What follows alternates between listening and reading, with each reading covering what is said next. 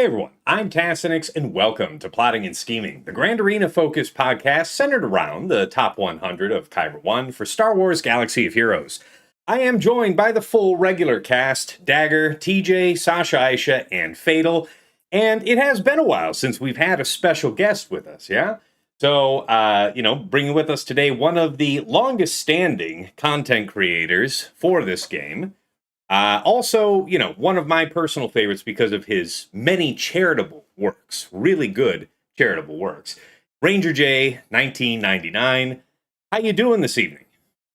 I'm doing great, man. Thank you for that wonderful intro. And yes, and big shout out to the community, the best community ever, as we destroyed our goal this year for our ACS campaign. We set a goal for 12,000. We raised 13,000. Woo woo! Just crushed it. Crushed it. And big shout out to you, Tass, for your contribution to the cause. And I donated a copy of this hat with my sign to the cause, or with my signature to the cause. That's right. And we're going to culminate it all this week with our big MegaCon visits. So if you're out in the Orlando area and you want to come meet us and get your picture with me in my full cosplay costumes, I'm doing the Mandalorian as is tradition, and I'm also going to be doing Darth Maul. So yeah, feel free to come on by. We're going to be giving out ACS stuff and getting more merchandise signed and ready for next year for the ACS campaign for giveaways and stuff like we do. And but big shout out to the community. Oh, I say Kadar. Yes, are you leaning a little away from your mic? You're a little quieter than I expected. Oh, I can get closer if you want to. Yes, sorry. Just a little quiet in a way that you weren't. A little low. Okay, sorry about that. But if want to get your picture taken, come on by, and I'll be in the full Mando costume and the full Darth Maul costume on Friday and Saturday. Everybody is definitely welcome. Perfect. All right. Well, thank you. And, before I go back to my co-hosts here to ask them how the season ended, tell us, how did the week end up for you, and what was the season overall? Week ended 1-2. I just had some strange results, but that's because of set 25. Like the last round, you go in with a team, you usually get 64, 65. I was facing an efficiency fighter, and I got 55 because strange things happen with set 25 that you're like, well, wait a minute, that's not what happened the other 8 rounds. Why is this happening? I don't like this. But 6-3, pretty good, top 450. So I'll take it. Nice. It was a good run. And I'm excited to talk about some of the things I saw with the results and 3v3 coming up. Oh, yes. Excellent. Yes, we have quite an agenda to get into.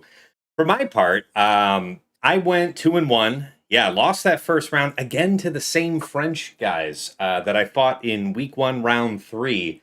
And yeah, man, they just run a really tight game and not, maybe one blunder, and you really didn't have room for a blunder, and then also a couple experiments for fun. But yeah, 6-3 overall myself. Dagger, how are you doing? How was the week? How was the season overall? Overall week, I think I went 4-5. Mostly that was propped up by me coming off of a vacation. And for those of you who actually celebrate St. Patrick's Day, happy St. Patrick's Day to y'all. Mm-hmm. My partner and I are going to go out tonight because of it. She being all extra Irish and all, and me looking like I'm Irish.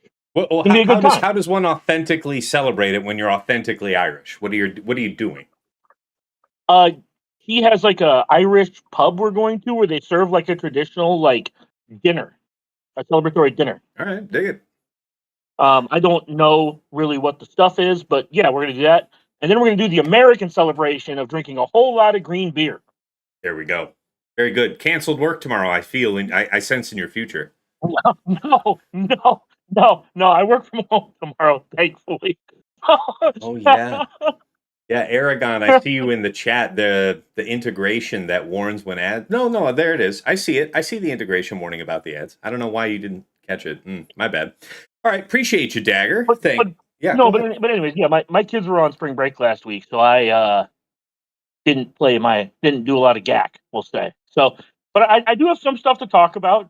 from the previous weeks, and I have way more to talk about the next 3v3, the next 5v5. Sorry. Oh, yeah, for So- sure. That's going to be key to our discussion, right? Because especially with some of the new datacrons from the new set in, and we don't yet have Swugga.gg, all we've got is experience and the word on the wind. So, fair enough. TJ, how are you doing? How was the week? How was the season? I go 6-3 this season, but the reason is because I got a 3-0 this week.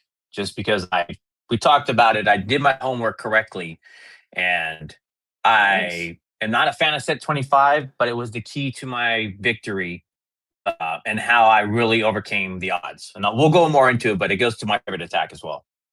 Fair, fair.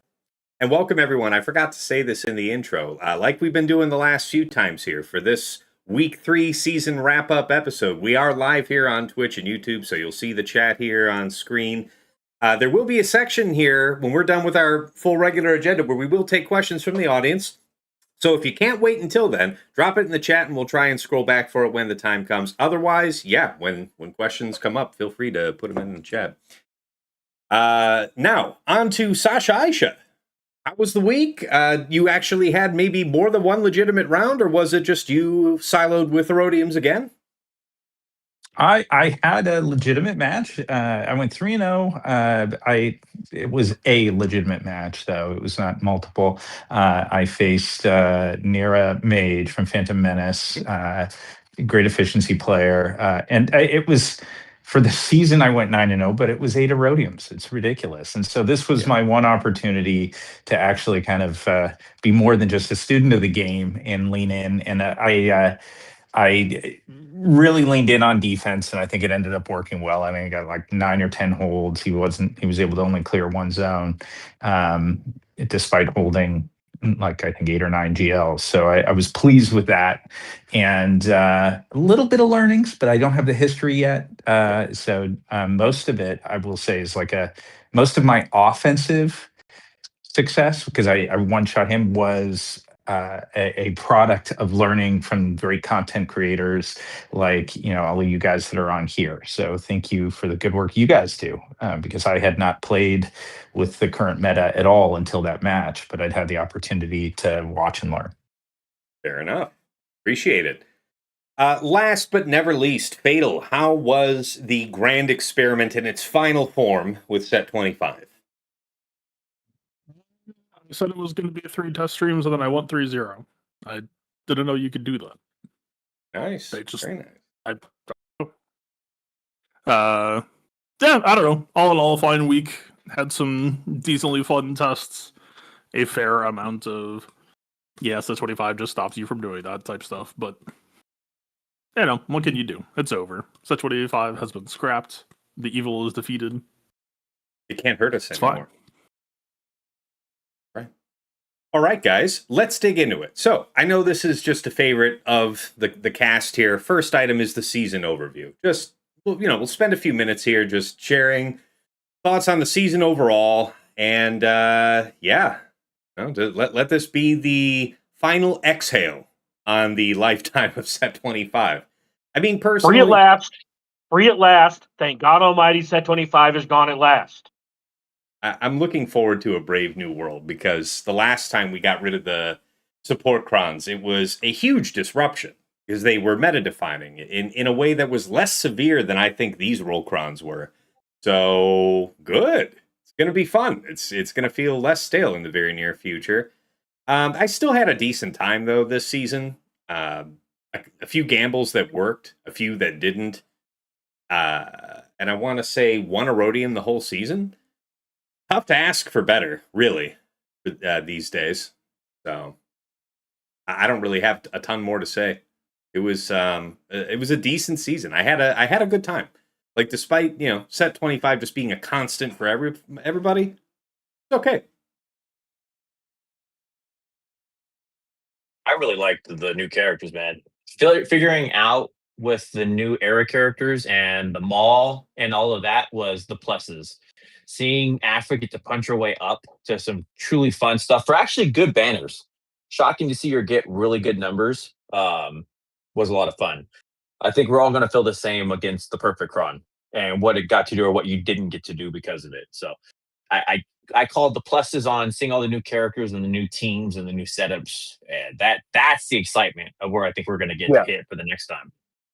Afra being better than BKM feels really good for personal reasons, and Luke feels so fucking good on Leia. Like, that's probably my biggest takeaway from this season is Stormtrooper Luke's really fucking good, guys. Like, he's disgusting.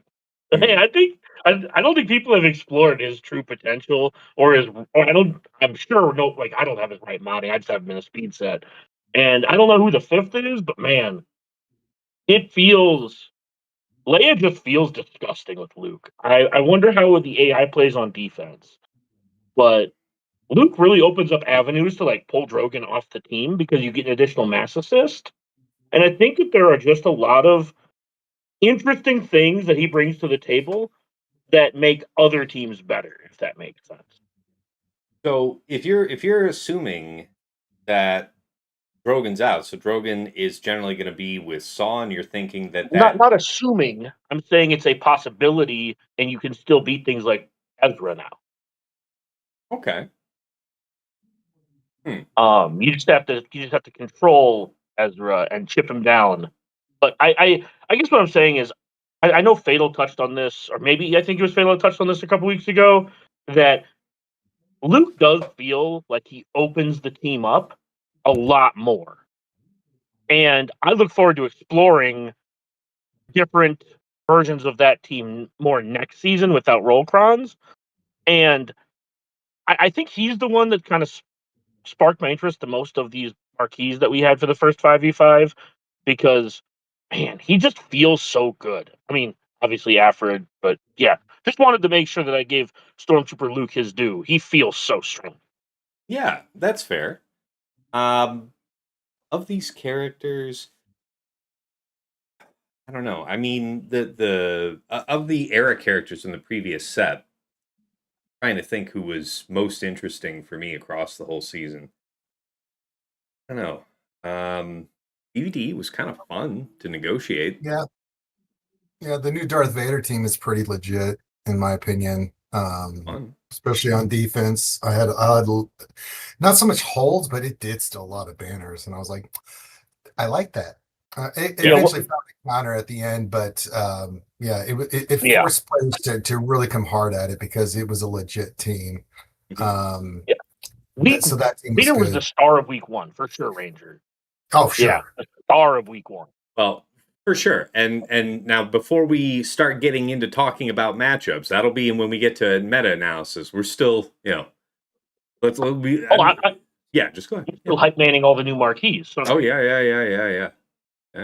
Just Vader week 1 was so oppressive because people were trying all these weird things, like Ranger was saying, to try to get him, and just eating shit. People were on that team.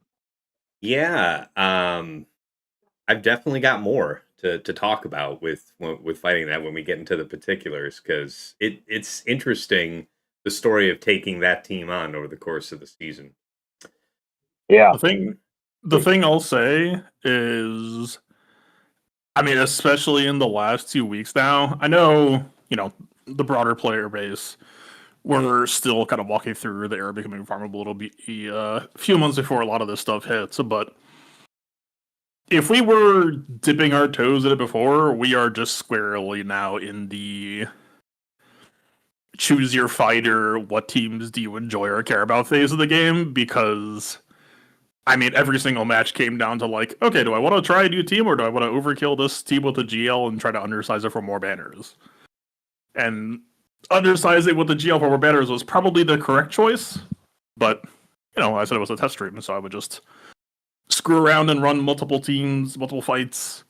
But, like, if we're talking about correct play, if we're talking about, trying to play to win and do your best, some of it, I imagine, will be dictated by datacrons and kind of whatever the current newest, latest, hottest is. Yeah, but I do think we are at the point where, like, we have reached enough teams relative to the size of the board and relative power to each other. I mean, I imagine there will be some people who love Bad Batch 2. I imagine there will be some people who don't. I imagine there will be some people who are like, hey, Wookiees are kind of cool. And I imagine there will be a lot of people who don't. And it's just going to be, I mean, this is a completely normal dynamic in most other games. But for Galaxy Heroes, it's kind of new. And unless anything changes in PvE or PvP this year, I feel like this is kind of the direction we're headed is, yeah, man, what teams look cool to you? Because you could get the job done with a lot of them. And so, you know, especially if CG is planning to do R11, you know, later this year or next year, you're gonna give R10, R11, R12, R whatever the fuck to the teams that you care about, and you cannot do them all. And there are more teams than can fit on the board. So eventually, the teams you do not care about are going to get left behind. Well, that's the thing. You know, now that you mention it, this is a thought that I had before. Among the other problems with set 25 is that with everybody getting to have max stats for whatever team, whatever kind of stat you were looking for, you could. I think that we had a very soft landing for Relic Delta, right?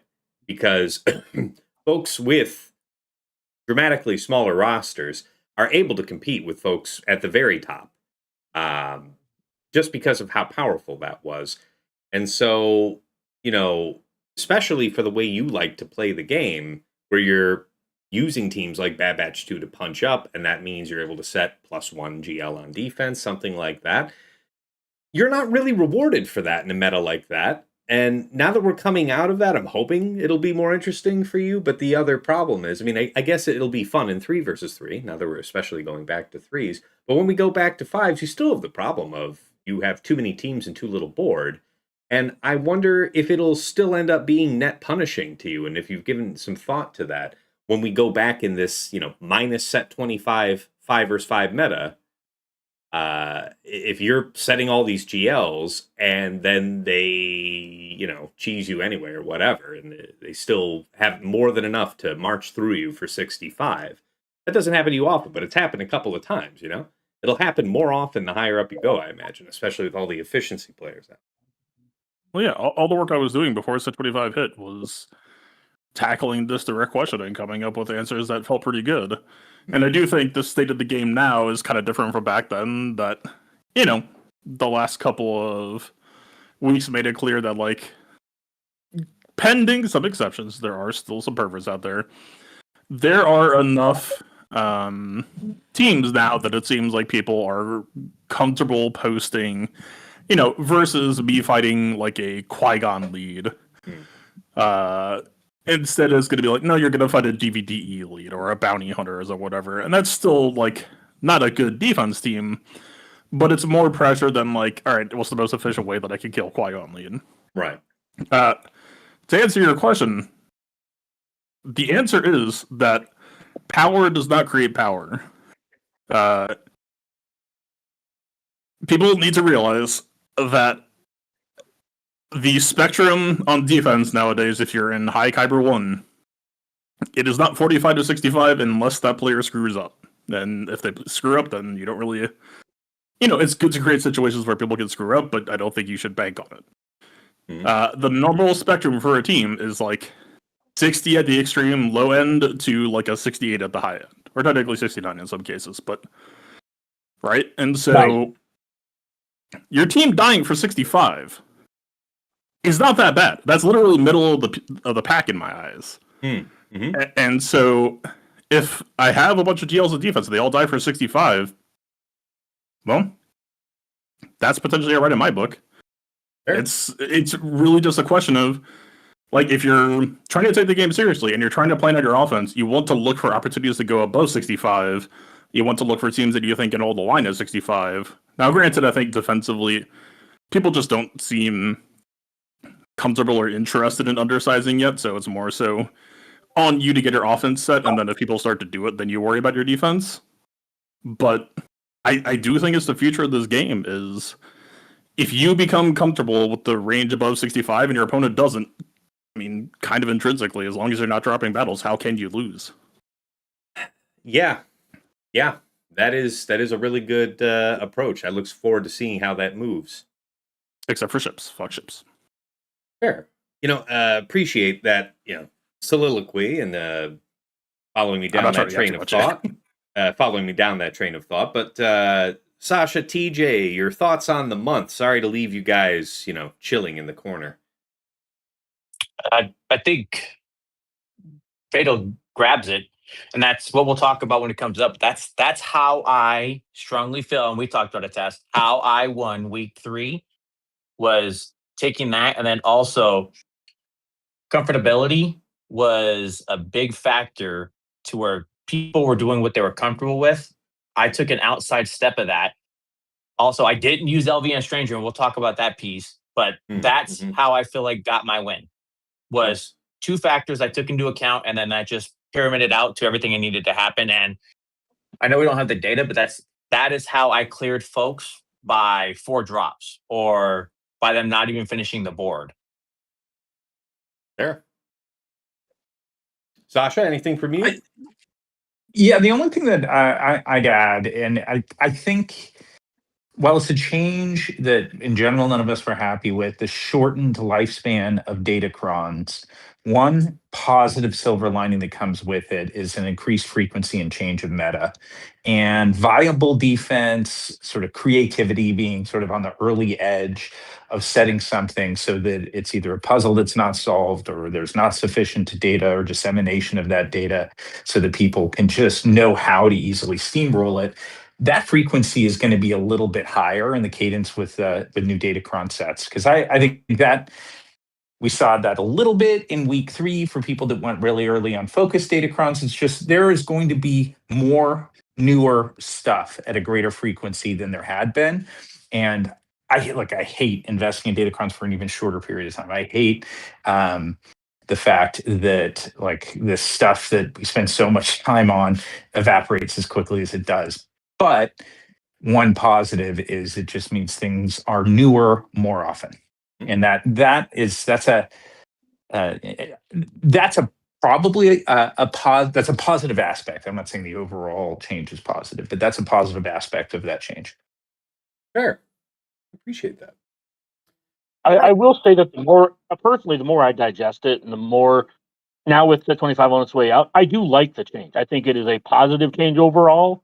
I think it, like you kind of nailed the part that I care about, which is the meta is going to change slightly more often, but not as significantly. And I think that is, and because of the power level of the crons that it looks like we're going to be getting, I don't think people will be quite as punished for skipping a set of, not going all in for a set kind of deal. I do take your point though, Sasha. 3 months versus 4, you're losing some of your investment. I do take that. I do understand. And that change from set 25 to the newer, again, this cadence seems to be all about frequency, not magnitude. And if that's going to be the case in the new sets, they don't hit as broad. They don't probably hit as hard. I mean, I don't know that anything ever has as much as set 25, but I think that's kind of cool. It's more sort of around the edges, more, hopefully it still leaves a good amount of room for player creativity, but that's my positive spin. Well, can I ask you, Sasha, do you think that you might not actually need, I know you do through your hundreds at least on Conquest while it's running, and then you spend besides to get the crons you're looking for, but considering that because we're always going to have 3 live sets now, you don't have to go as deep as you had to in the past on any one given set. And, if you happen to be in a guild, and a lot of folks out our way are in guilds that would help you prioritize the crons to go for, and at least give some shape to what additional you might think you need for Grand Arena. Maybe you have to spend a little for that. But isn't there a case for you to spend significantly less and still have everything that you need on a per set basis, and then the sting of losing 25% of the lifetime of a cron is less? Yeah. Yeah, you're totally right. You're totally right. I think there's very much a case for that.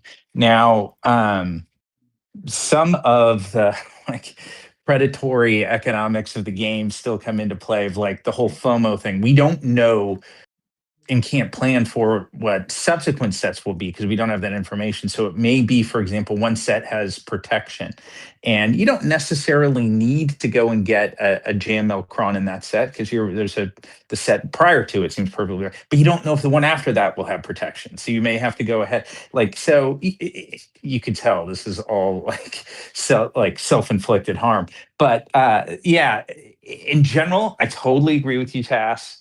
I think if I let myself play long enough with the datacrons and optimization of them, you still end up running pretty deep and pretty wide. But that's probably primarily a Sasha issue. That's not necessarily the meta. I hate to disagree, but I'm just going to Really? leave it here with this. And the only reason I'm going to say it is we're set to the trend of what we're going to get. But this set has defense, and as a known factor, and again, this is just something from history, defense can rule the roost. Fatal has been literally, I think Fatal should just change his name to the D guy or defense guy. That guy was preaching on defense before defense was cool. He was preaching on it, but when it's attached to a set, those sets become monstrous instigators to, that's cool. You did some things to my stuff. Oh, you got Armorkin. That's cool. Things are fun. Cool. My team's right here still. So when you go through it with 55 and you're at your 4 minutes and 55 seconds. So when they brought the chaos of defense, the FOMO in me is heavily created. And so I don't know what everybody else is doing. By all means, go light. Well, right now, to be clear, one thing I will add. One thing I will add to that real quick is we had defense a couple sets ago, and it didn't feel like it mattered as much as the previous time before that we had defense. And I'm not saying defense isn't good. I'm saying that you should get as many defense crons as you can, like, obviously. But just keep in mind that there are other stats in this set, and a lot of the teams that are currently counters are countering things mechanically. So yes, there are going to be some timeout risks, but the further down the road we go, and I'm not saying defense is bad. I'm just saying don't expect your defense crons to just hard carry your defense. And it's also the question of so go ahead, Ranger. Go for it. Ranger. Well, I was going to say that it depends what you did with the bounty protocol datacrons, right? I invested heavily in those. I've got armor pen stuff out the ass with stacking offense. So I don't care if you put stuff on defense. I'm still going in there with the same teams because that's what this new cadence kind of, you got to think strategy, right? I've got this set. It's more offense. It's more armor pen. I got to reroll some of this stuff to get the level 3s, level 6s right that I need for not so much the teams. There's a few characters in the set like Hu Yang and stuff that you want, but there's the level 3s and the stats are going to be important if you're going to be using some of the stuff you did before. Now, if you did invest in those, well, then I think the point about defense is going to be very valid because what do you do against those teams? So that's what this new system is trying to. Go ahead, Tess, and I want to ask a question. Well, it's just from my point of view, like that doesn't really sound like a change in itself. Like you always had to go for particular crons. You're wanting to do a certain counter. You always had to go for a certain 3-6-9 and then push for the best stats you could. I mean, in a most people are not going to re-roll for perfect stats. I certainly wasn't. But as far as I can tell, like I'm not suggesting to anybody to actually skip a set, and then you're actually dealing with FOMO issues. I'm saying that in the larger footprint is 3 versus 3. You need at minimum 30 crons to be fully serviced for that. And so give yourself a buffer of maybe another 2 per set. So a total of 36. I'm saying you could have something like 12 crons per set, inclusive of FDCs. Yeah. And I don't know that you'd really be worse for wear. So are we actually talking, aside from losing, a quarter of the duration of the cron, which as a viewer's already pointed out, I mean, how do you explain that other than trying to drive more sales?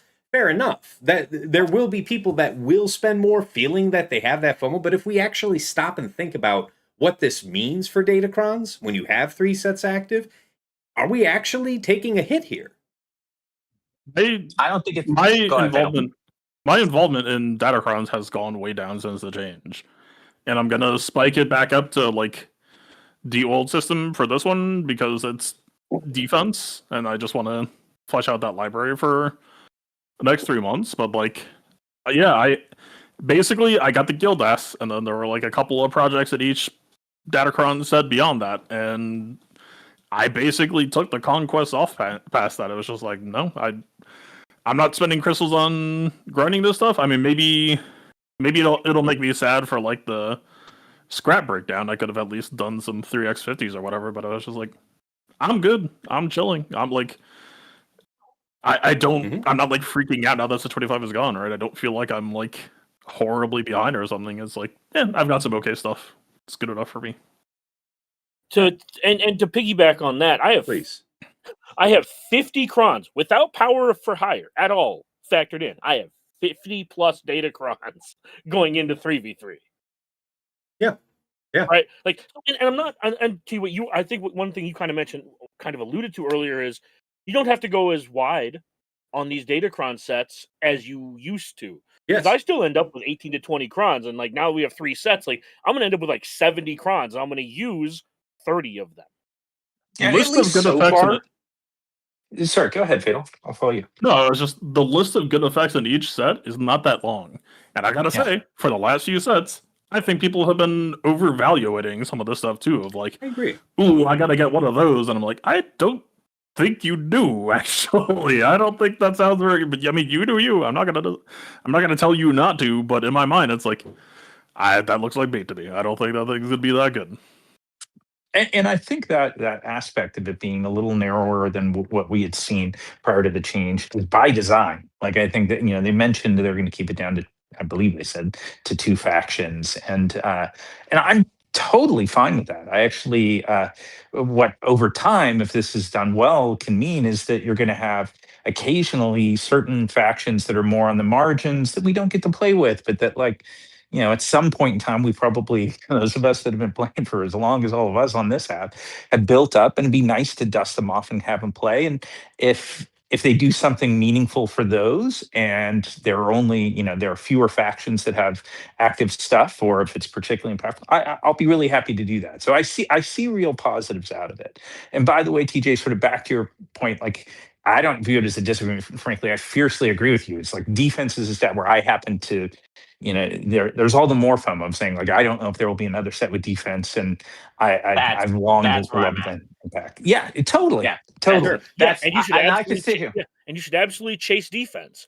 I'm just saying that I'm simply giving everyone the reminder that there are other stats in this set besides defense. Totally. Agreed. So that's all I'm doing, because I know people tend to get like super hyper-focused what's on the things max? when something comes back. What's the max? Because you observed something correct earlier, Dagger. This last time we had defense on a set, it wasn't as dominating as before, but that's because the amount of defense you could get the last time we had it was significantly less. Well, that's only partially true. The other reason is we had way more mechanically based counters that were less susceptible to timing out. So as we get more teams, as the teams get stronger, we just end up with less teams that have the capabilities of timing out. There's also the aspect of the level 3 and thick crons. Like if you combine on 3s 45% prot and health, or on 5s 75% prot and health, along with 400% defense for some like super optimized cron, there's a meaningful difference in time at risk. Go ahead, Phil. Somebody jump in if I already said this, because I was sitting on it for like 5 minutes and didn't actually, I don't think, throw it out yet. Just tunneling. I have a very vivid memory the last time defense ran, and I was talking about it on this podcast. And the sentence I remember saying is, defense isn't a problem for most people, because I think defense crons created a cheese meta where people just cheese and it overrode the defense existing. What I remember happening last time is that defense crons mostly just shut me out from doing off meta shit. And I'm not saying that is going to repeat itself, but my memory is not always that great, but I do have a semi-solid vivid memory of saying that. And so that is sort of what I am watching out for heading into these 3 seasons is that still true? Because as we will talk about later, there are things that were true in the past that I think are no longer the case. And in some ways, actually, to me, feels like CG kind of flexing, saying, oh, yeah, it's back. Look at, you think it's going to be so... Nope, it's not that good anymore. Sorry. They were just saying it to say, like, this isn't your Dad's There is crying the added anymore. wrinkle now too, Fatal, with Relic Delta being in the equation, right? Like if it's like that cool off meta and it's whatever by the nature of the mechanic that kind of prescribes your squad, that you have an attacker who's R7 and somebody set an R10, that Relic 3 Delta with 300 something percent defense may be more meaningful than before Relic Delta. That is a fair point. That this is the first time we've had significant defense in a set with Relic Delta also being active. And for those of you who are good boys and girls who keep on farming your defense mods, your advantage is compounded when you have defense on a set. So I keep trying to get in there. Go ahead, Fatal.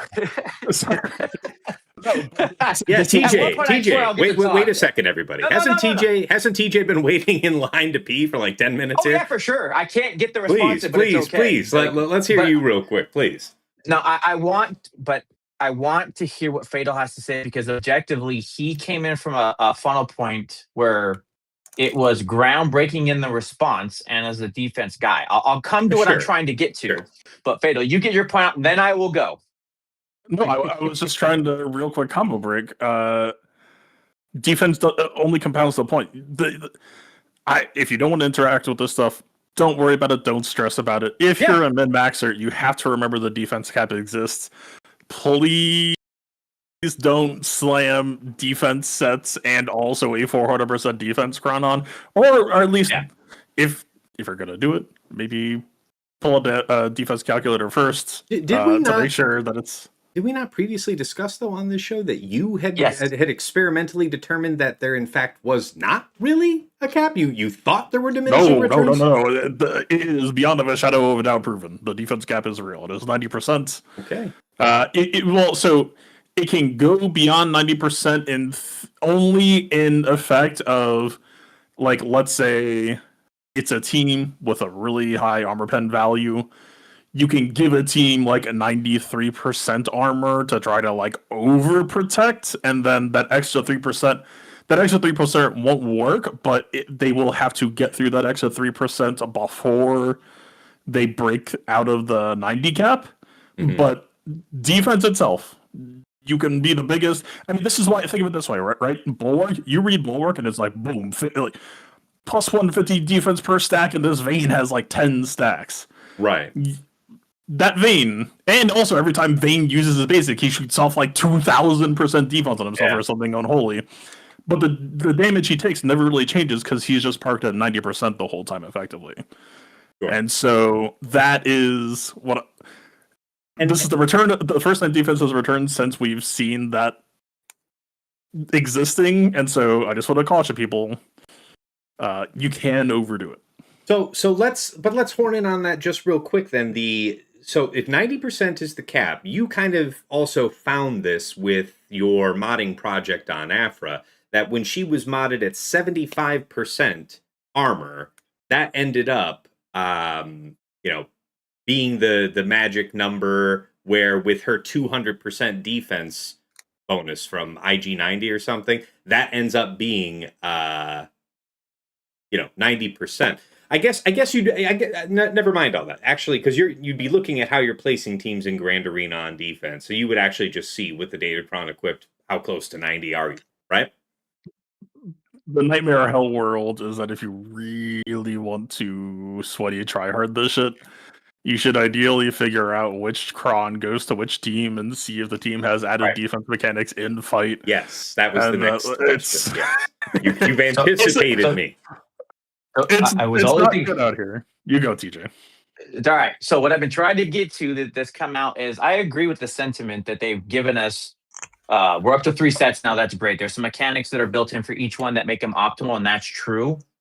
But ultimately, the level 3 and then the stats are really the biggest dynamic. There are things that are cool to have that are added on, but the stack of defense being back right now, when every other piece is pretty set with the things they're doing, that is what I'm hungry for in a dynamic where it hasn't been going on as often. So that is where I'm trying to lean into. I'll go as wide as I can. Again, I'm not telling anybody go break the bank. I said it's going to be this way.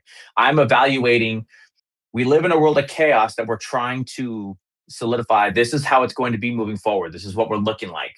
Defense is back in a dynamic where we lived in a perfect world. Everybody had the perfect setup. Now it's back to chaos. It's back to, we're at the 80 stack. We're at the 80 reroll. So if I can get as many things to keep myself steady, that's what I'm going to look for. Fair. Well, let's move off of any topic having to do with the application of the future set, unless it's in the next section where you were dealing with it in specific matchups.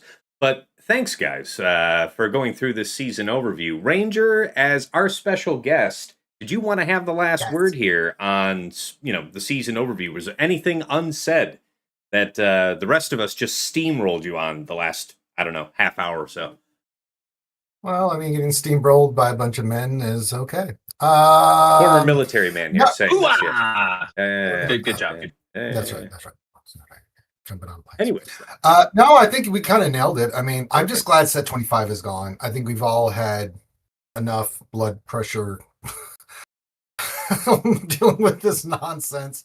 I think it's going to make GAC more interesting. Plus, with threes coming up, I think with the 3 different sets, depending on what crons you have, but I think it's going to make things it's going to be, I think, a little bit more fun because we've been kind of in this min-max kind of meta for a while where we're just like, whether it was 3s or 5s with set 25, where we're just pulling our hair out, if we had hair, where we're just kind of like losing our mind, like, what is this? Why is this happening, kind of thing. So I'm kind of excited. Ranger, can you lean forward into your mic, please? All right, I'm gonna turn my mic I up. keep having to adjust you because sometimes you're getting a little too loud, and then sometimes you're leaning back and you're too soft. All right, is this better? I've turned up the just volume. Magnificent. All right, there we go. So let's move on from set 25. Ding dong, the cron is dead, and I'm excited for the next crons and stuff. Yeah, Fatal just sent us a note that data is starting to be updated on Swigga.gg, so we'll try and check it while we're live here and see if stuff comes up, but mine hasn't updated yet, so stay tuned. That said, guys, let's move in to the next item, meta-analysis and favorite attack/defense of the week. So we're going to go team by team that, we thought was really meta-defining this week, Ranger. And any comments you have on as we go team by team? Usually most episodes of the show we do round robin with each member, but when we're doing this type of big cast, it's just when we open the topic, anybody can speak on the floor. So feel free to jump in. That said, first item on the list, guys, Pirate King Hondo with the Vayne Cron. I want to give a shout out to my opponents, FC Dadadan and Dark Killer. They used Jabba with the set 25 attacker cron with high crit damage against my Vayne, new Vayne Cron Pirate King Hondo team. Just straight red pirates, no OG Hondo in there. And 65 did it. The footage is dicey because essentially just a little bit lucky that Vayne targeted Bausch, who was at red health, could have killed her, and then she dodged. So, okay, fine. I guess randomly I get to lose off that fight. He gets to win that fight off that. Get a 65 because the red health Bausch just randomly dodged the super empowered Vayne. Makes sense. I'm fine. But I was able to take that and employ it myself in the very next round. You do sound fine, by the way. Yeah, I'm fine. I'm cool. Do you need a juice box? Yeah. And so we used the very same thing to get a 65 ourselves. So vanishing availability. I do wonder, are we just going back to default slacker? But because it's going to be easy to stun a tank in general. Bulwark stuff. There was also that Rex lead comp floating around that beat it too. Okay, fair. Yeah, the Rex Leia thing. But I think no, it wasn't Leia. It was Tom Ford, friend of the show, cooked it up. Okay, but I think that's dead with the Rex FTC. I'd have to check with him before going more in depth on that. Rest in peace. I think. But yeah. But he sent me a video of how he beat mine, and it was really slick and annoying. Fair. But yeah, I think it was basically just a Rex team with that's abusing Malicos and Terminator loops. What else from the front lines, guys? Anything to report on fighting the new Super Vayncron?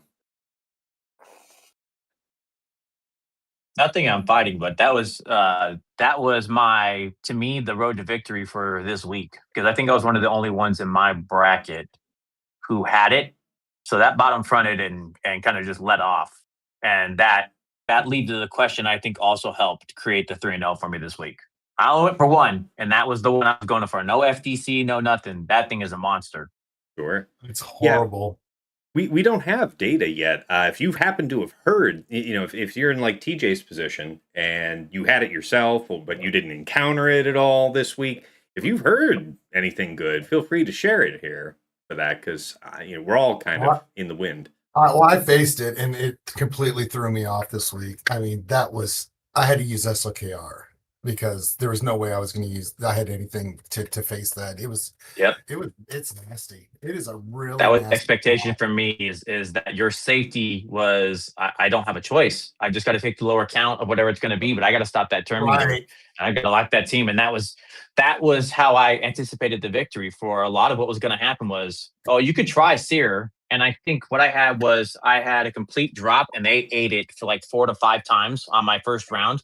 Second one, they took a 53, so that's something else. And then the next one again, it was I want to say a 61 or a 60. So I knew I ate banners, or you were going to be there, because if you weren't safe, you were punished. The ultimate punish. I honestly think this Kron it's fallen into the category of meets expectations. I think it is going to, as Fatal mentioned with the defense stuff, I think it's going to make off counters quite a bit harder just from the pressure that Hondo puts on you. And I know Tassenix and TJ in the actual planning have talked about this on our GACs about how to try to make Hondo better on defense. And I keep personally saying that the thing that scares me most about Hondo is when you have the ability for the Hondo team to apply pressure to you. Because one of the reasons why Hondo can sometimes get beaten easily on defense is because they don't put up a ton of damage up front. They don't pressure you back, right? It's mostly just, can you play whack-a-mole? Did you bring a no revive clause? And this Vayncron puts pressure on you back, which I think is going to make a lot of these off counters a lot harder. So I think we are kind of back in the default SLKR stage, at least to begin its life cycle until we find something cheaper. Because possibly Jabba works, but I wonder how much of that was Rollcron. So anyways, all I'm saying is I really like this because it reminds me a lot of the Dracron, where again, it met expectations in the sense that we have something we can kind of framework our defense around. And I think that's really cool to have. Yeah, it is interesting that it's going to create stress, I think, certainly for Slacker and for people with the new Balin FTC. Balin might be on defense, which is probably another stress for Slacker. I don't know how. I'd love to check the data and see how well people who dared to go with Bane against that did, and maybe it went just fine. I wouldn't know. But yeah. By the way, Ranger, I forgot to mention to you earlier, with the favorite attack and defense, I guess this goes forever. Yes.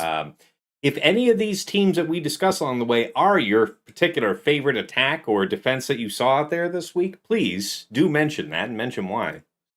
Well, yeah, you said Vayne and I had PTSD and I kind of froze. I'm sorry. Yeah.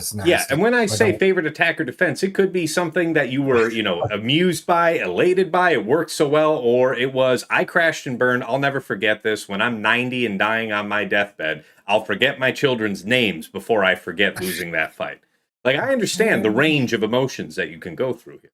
It's all familiar. Sorry, it was just you said Vayne, and my eyes just kind of glazed over. I was like, "Why would you say these things?" You could hear the choppers overhead. I get.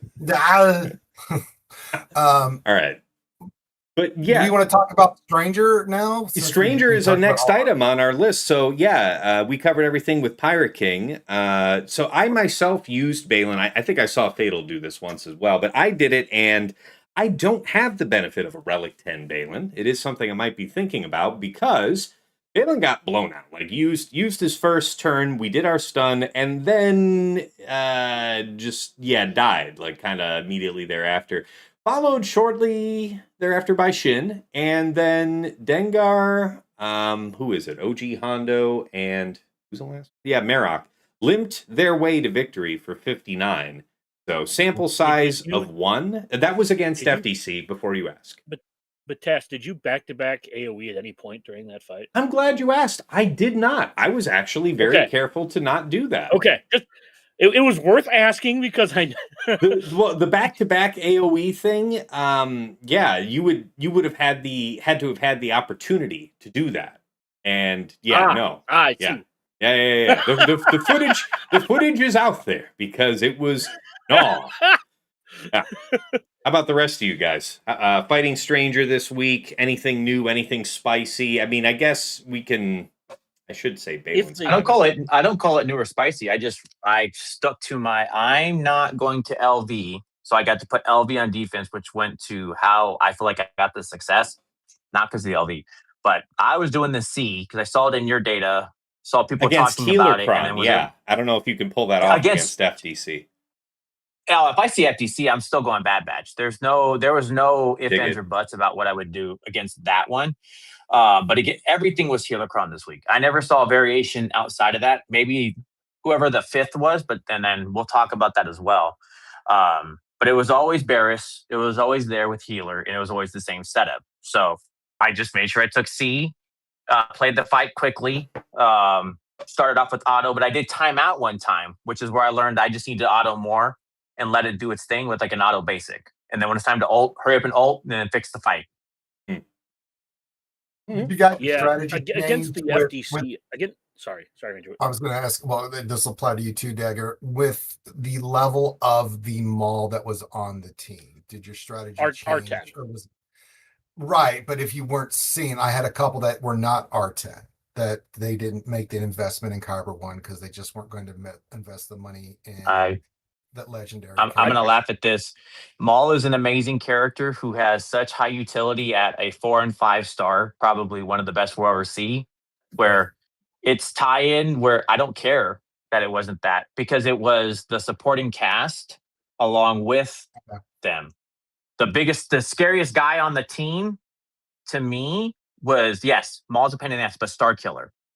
And that juggling, but that's what I'm saying, right? So it didn't matter if he was a 4-star or a 5-star. The other team was doing the work for you, and then the juggling of the taunt mechanic and the mark made it all that much more fun. Yeah, my experience is also that Maul himself being present is the part that matters more than his relic level because he's the last one to die, and you're generally 4 or 5v1, and you're just probably not losing the fight at that point. Against the FDC, you can use Bad Batch I shouldn't say pretty effectively. Bad Batch is a reasonable answer, and Queen with gas is really good against the FDC. Yeah. Because he stops their critting attacking out of turn.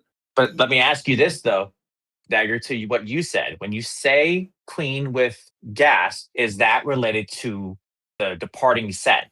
Yeah. Were you using the Attacker Cron, or were you using one of the newer DCs? I believe that will port over to the next season. Okay, dig it. But you weren't using Attacker Cron, though. Support. But what I will say, though, is that Queen does not work versus Healer Cron. Yes, that makes sense. Experimentally determined, was it? You can shut up. Yeah. Yes. By the way, guys, my daughter's just getting out of the bath, so I'm gonna make sure she gets changed. I'll leave you guys to talk about Stranger here for a minute. When you guys are done with that, feel free to move into talking about the Balin FDC because I know that that Fatal's got a load to say about it. So I'll be back in just a minute, probably before you guys switch topics. But I'll be right back. You guys soldier on. Well, I did. What do you think? What do you think moving forward with the FDC now that set 25 is going away? Do you think that the FDC will be stronger or less strong than it was before? I mean, the FDC is more powerful than any of these 3 sets, like on its surface. But I do think that JMK and C are both going to work just fine. versus the Right. FDC. That's my opinion. With the current cron sets, I think you can make them both work because they feel a lot more mechanically based than they feel like cron dependent. Queen with gas feels like you have the damage output, and it's really going to break down to, do you have a bulk level 3 you can use? Because I think that's the biggest problem with the Queen team, is that the gas there insulates from the crits from Stranger and Starkiller, but you do need a base amount of bulk, like, no pun intended, but like the level 3 bulk is going to go a long way towards seeing if that is still viable. Bad Batch feels okay. The Crosshair Cron's really good. Yeah, that's mine.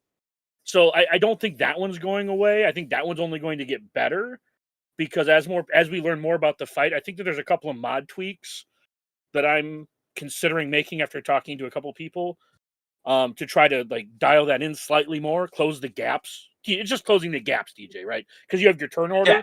And it's Oh, just yeah, closing the that's gaps. it.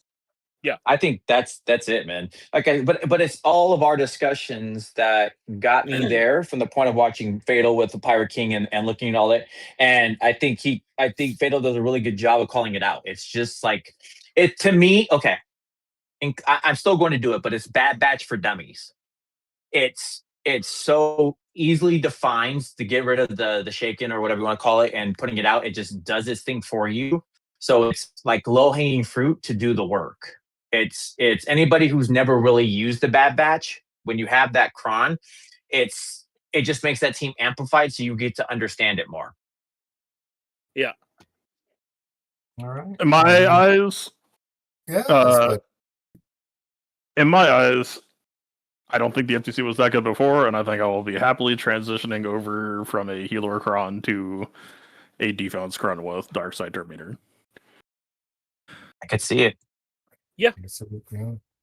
I could see it. I think that will be. It's actually a very interesting dynamic to look at, because their team is working together in conjunction. So it's like, who cares, whatever the 6 is, whatever else. Put the right people in place. And you, as you said, Fatal was a good call out. There's really no tank. So having your team stacked to be able to take what's happening and then just reply back, length of fight is not something you want to have with that team. The current Bad Batch strategy does not work if you can't burst out Starkiller. I 100% agree. I couldn't even agree more. That is absolutely step 2 or 3, is that you've worked it out, marked him, and then he's dead. And once he's dead, the fight's over. But if you can't kill him, that is a scary thought.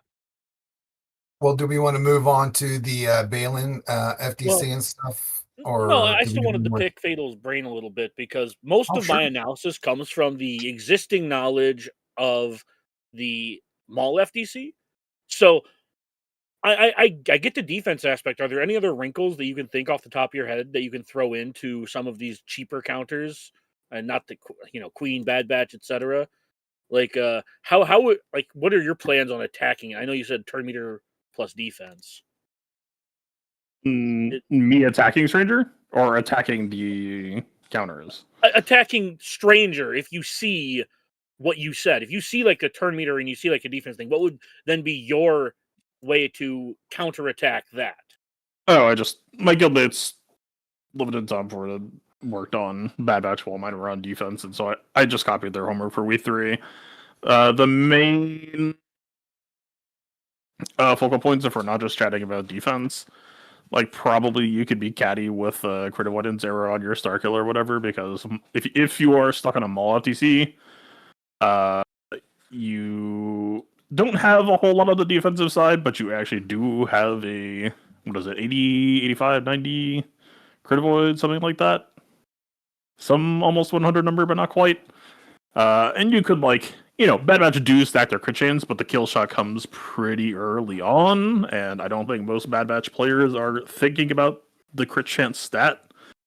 So you could push the lever back in that respect. And, depending on your relic versus their relic and your mods versus their mods, you would, depending on which side of the fight you're playing from, you either want to juice your avoidance or juice your crit chance. But what are we talking about, by the way?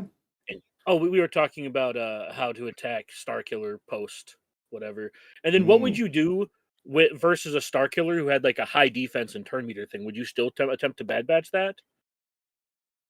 Fuck no, I don't think so. Okay. Then Yeah, what thinking of that out in the front, man. Oof. Well, what would be your like go-to then? Like, how would you go about looking at how to break down a counter you'd be comfortable using? Do you think C or JMK would work there? The current iterations of them?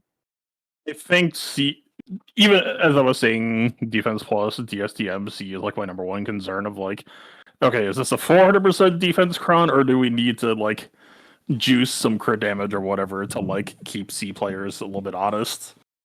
Because yeah, like, you know, if they sacrificed almost everything except for like the DSTM gives them a bit of starting tempo, you know, what does that do for our ability to kill them? It might not be, you know, a 400% defense situation. Maybe it's a half and half, but that would definitely be where my head starts at, you know.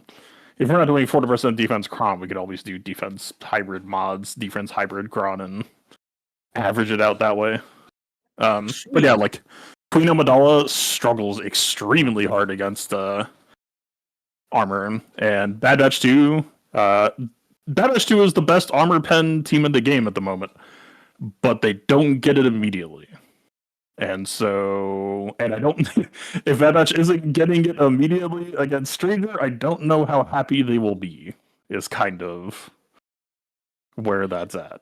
Yeah, because I mostly wanted to pick your brain when I go into farming a cron for that team, this conquest, right? That and I think a lot of people had a similar, maybe had similar questions. I haven't looked at the chat, but I think other people may have had similar questions on how to approach this, because I'm looking for a replacement cron in a couple months for the FDC, and I'm also looking for a way to possibly throw a wrinkle in.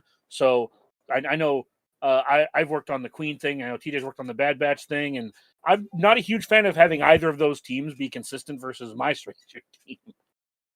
Yeah, we'll definitely be able to go in greater detail into that when we do the preview episode for 5 vs 5, because we'll also have yet another new set to tack into our estimations, right? I guess. Sorry, go ahead. Well, this is probably not for this episode, but also defense Stranger, shall we say, has a possible glaring flaw into a new challenger coming soon to a theater near you. Mm-hmm.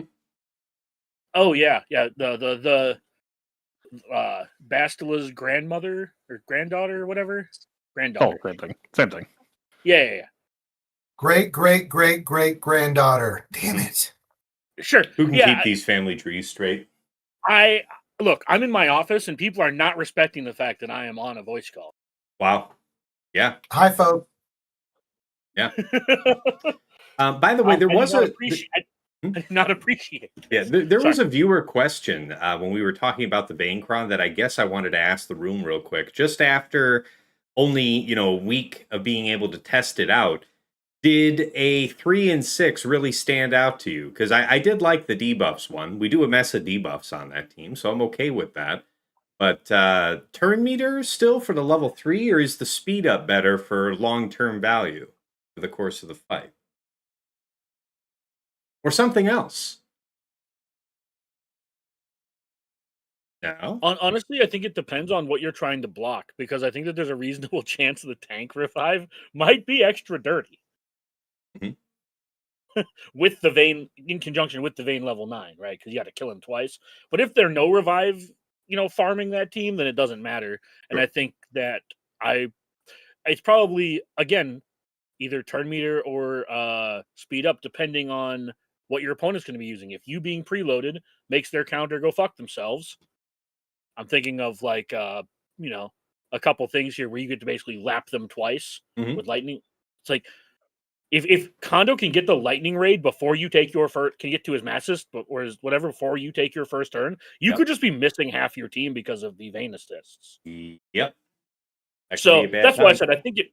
Sorry. So the level 3 is just something I have no idea what I want to do. And in a perfect world, I'd have 3 Vayne level 9s with different level 3s. Sulke, Jabba, and Malikos all block revives, so tank revive is probably incorrect. That's Yeah, I would expect that when you're fighting that team, you know that they've got revive, so your approach is probably some type of permakill anyway. So I do agree. That's fair. I think it just comes down to the 3 and the 6, right? Or the Well- 6 is the big one. Fiddle's just about to say. No, I was just gonna say, like, I don't even remember what I have on for this week. I just left on whatever natural rolled. I think I had like tank revive plus 10% amp egg. I do kind of like the idea of like maybe DSTM plus debuff on enemy expires gain TM, but that only where like SOK will kind of shut down if you try like TM plus TM or I don't know. Right. It's difficult to weird... kill the value of speed up. That's why I asked. Yeah, that's I will say that if you're doing the speed up level 6, I probably wouldn't do the speed up level 3. Oh yeah, sorry if I was unclear. I'm still thinking that the max health damage, you know, so-called amp bag 10% level 6 is probably the standout 6, unless anybody has a strong opinion otherwise. But yeah, when I say speed up, I am meaning the 3. I would say I do like the turn meter one a lot. I think both are. I think you want 2 Bane Crons, and I think you want both 6s. I honestly feel like that is the correct answer to gamble your opponent, because just having that can change what you're doing for the fight, in my opinion. Yeah, preload level 3 with the debuff level 6, and then do you want to do speed up with the turn meter probably, and then you want to do preload with the anyways, yeah, I think you're going to want a couple Vayne Crons, just because I think it's gonna boil down to what is your opponent going to use, and I think that's what. Man, this is one of those times where this Cron is good enough where like I feel like I said I want 3 or 4 of these just to have a variety, so I can kind of pick which one my opponent can pull themselves on. Sure. Yeah. All right. Yeah. Back on topic then. You guys were still talking about Stranger. Anything else you guys wanted to cover in your encounters with Stranger this week? Are we good? Going once, going twice. Sold. Next item on the list. Yes, let's hit the Balin, since I alluded to it earlier. So I mentioned my, semi-productive use against Stranger FDC, Maul FDC team for 59, losing both Balin and Shin. But yeah, Fatal, what do you have on this one? Because I know you wanted to make a note about Balin FDC. No, I tried it out in 2 rounds and then posted it on defense in 1 round. Is it okay? I could try refreshing it one more time to see if my defense is updated, but at least offensively, yeah, I mean, I didn't know you had dropped. I don't know if that changes the bearing for me, but it did win both times. It's definitely a little bit fiddly, for better or worse. But the main thing to know is, yeah, I guess what happened to you. Your Balin and Stranger, they've got beef. They've got to hash some shit out. You are not going to play the video game for a while, and the AI is not going to play the video game for a while. They are just going at it. And I do have an R10 Balin, but like I assume your Balin is R9, but I don't think he is R9. And that's the question is, it's a good chunk of survivability, but is it enough? So my Balin was parking into DI around 30%, and so I don't think an R10 offers a big enough margin for that to be the complaint. Maybe it could compound, but I would also say like maybe it could be like a modding difference of like let me pull up my mods and see if we can compare. But yeah, it won both times. I'm not going to tell you it was cozy. Like every fight started off with the barroom brawl and Balin like falling into DI at 30%, and then it kind of just won after. There were a lot of moving parts there. I still don't know if I have like the perfect explanation for how to approach that fight either, because I think in fight 1 I did a handcuff on Starkiller and one for Stranger. Not a good way to go. I did win that, but it was uncomfortable at parts and had to like switch around approach. And then I tried handcuff on the Stranger and attacking the Starkiller, which wily players will say. But handcuffs sets their speed to 0, and Stranger can't have his speed set below base speed. So why would you do that? I had heard prior that handcuff was bugged to work against Stranger anyway, but apparently that is only Temple Guard's handcuff on Stranger. Hondo's is not bugged, and so Stranger, I put handcuff on Stranger, and then Stranger immediately said, "No, the fuck you don't." And then they just immediately started beating the shit out of each other anyway. It was like, I can't fucking win here, man. I'm trying. So, and then there was a third wrinkle, and I will be reporting this shortly. But, the Balin FTC has the OG Hondo 9, wherein you get 10 stacks, and you would think to yourself, my Hondo will not retreat. And let me tell you, for whatever reason, at the present moment, that boy still does retreat. Yeah, I think I remember you asking that question aloud on stream. You were saying if the basic that he lands is the killing blow that would otherwise force him to retreat, am I gaining enough stacks in that moment to not retreat? And yeah, you found the answer was in fact no. I don't know if that was the exact situation or if that was the exact question. I have to go back and look. If it was the basic that got to 10 that caused it, I think I had 10 stacks before that moment. That what you just said is a more interesting question.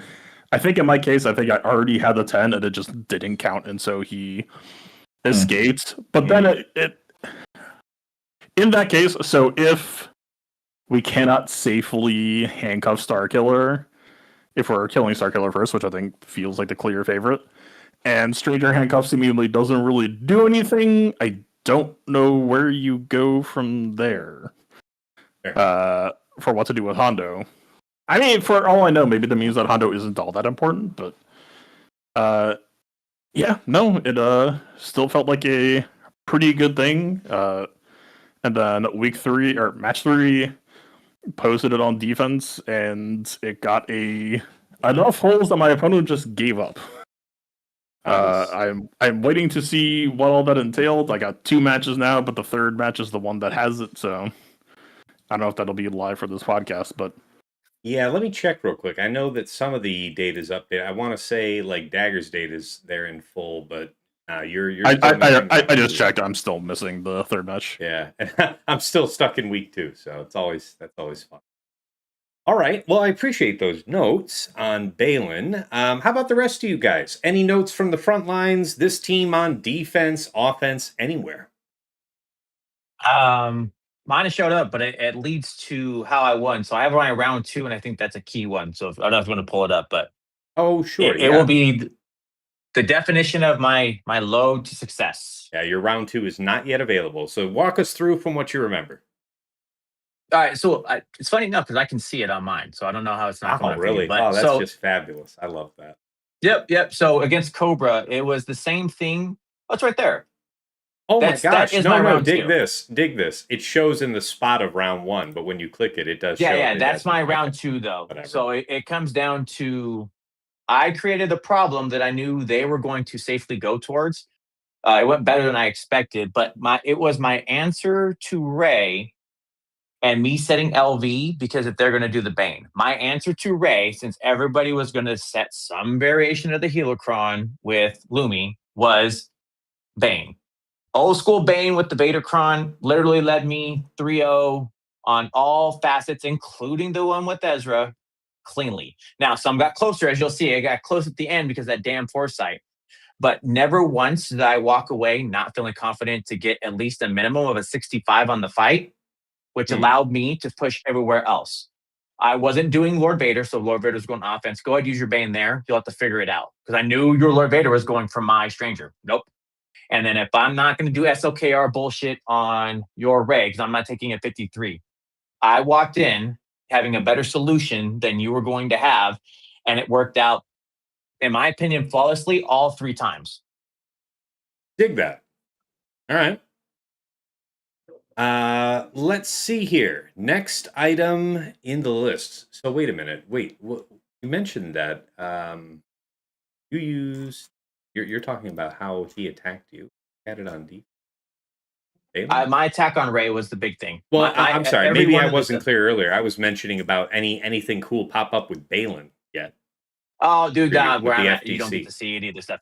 No, Yeah, no, you no, get no worries. I mean, you I'm get one assuming that sprite. Ray Fight's your favorite attack, though. It is 100% the favorite attack. Fair enough. Was just Bane all week, killed it and crushed it.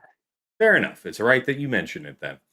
Next item on the list, Nihilus Focus Datacron. I encountered exactly one of these, and it was on the top wall, so I didn't have to make the call early. I was hoping that maybe if I can use Bane separately, I would be able to use Sith Eternal. I did a Bane DV against this exact Ray team, except no, instead of GK, it was in fact Dalbar.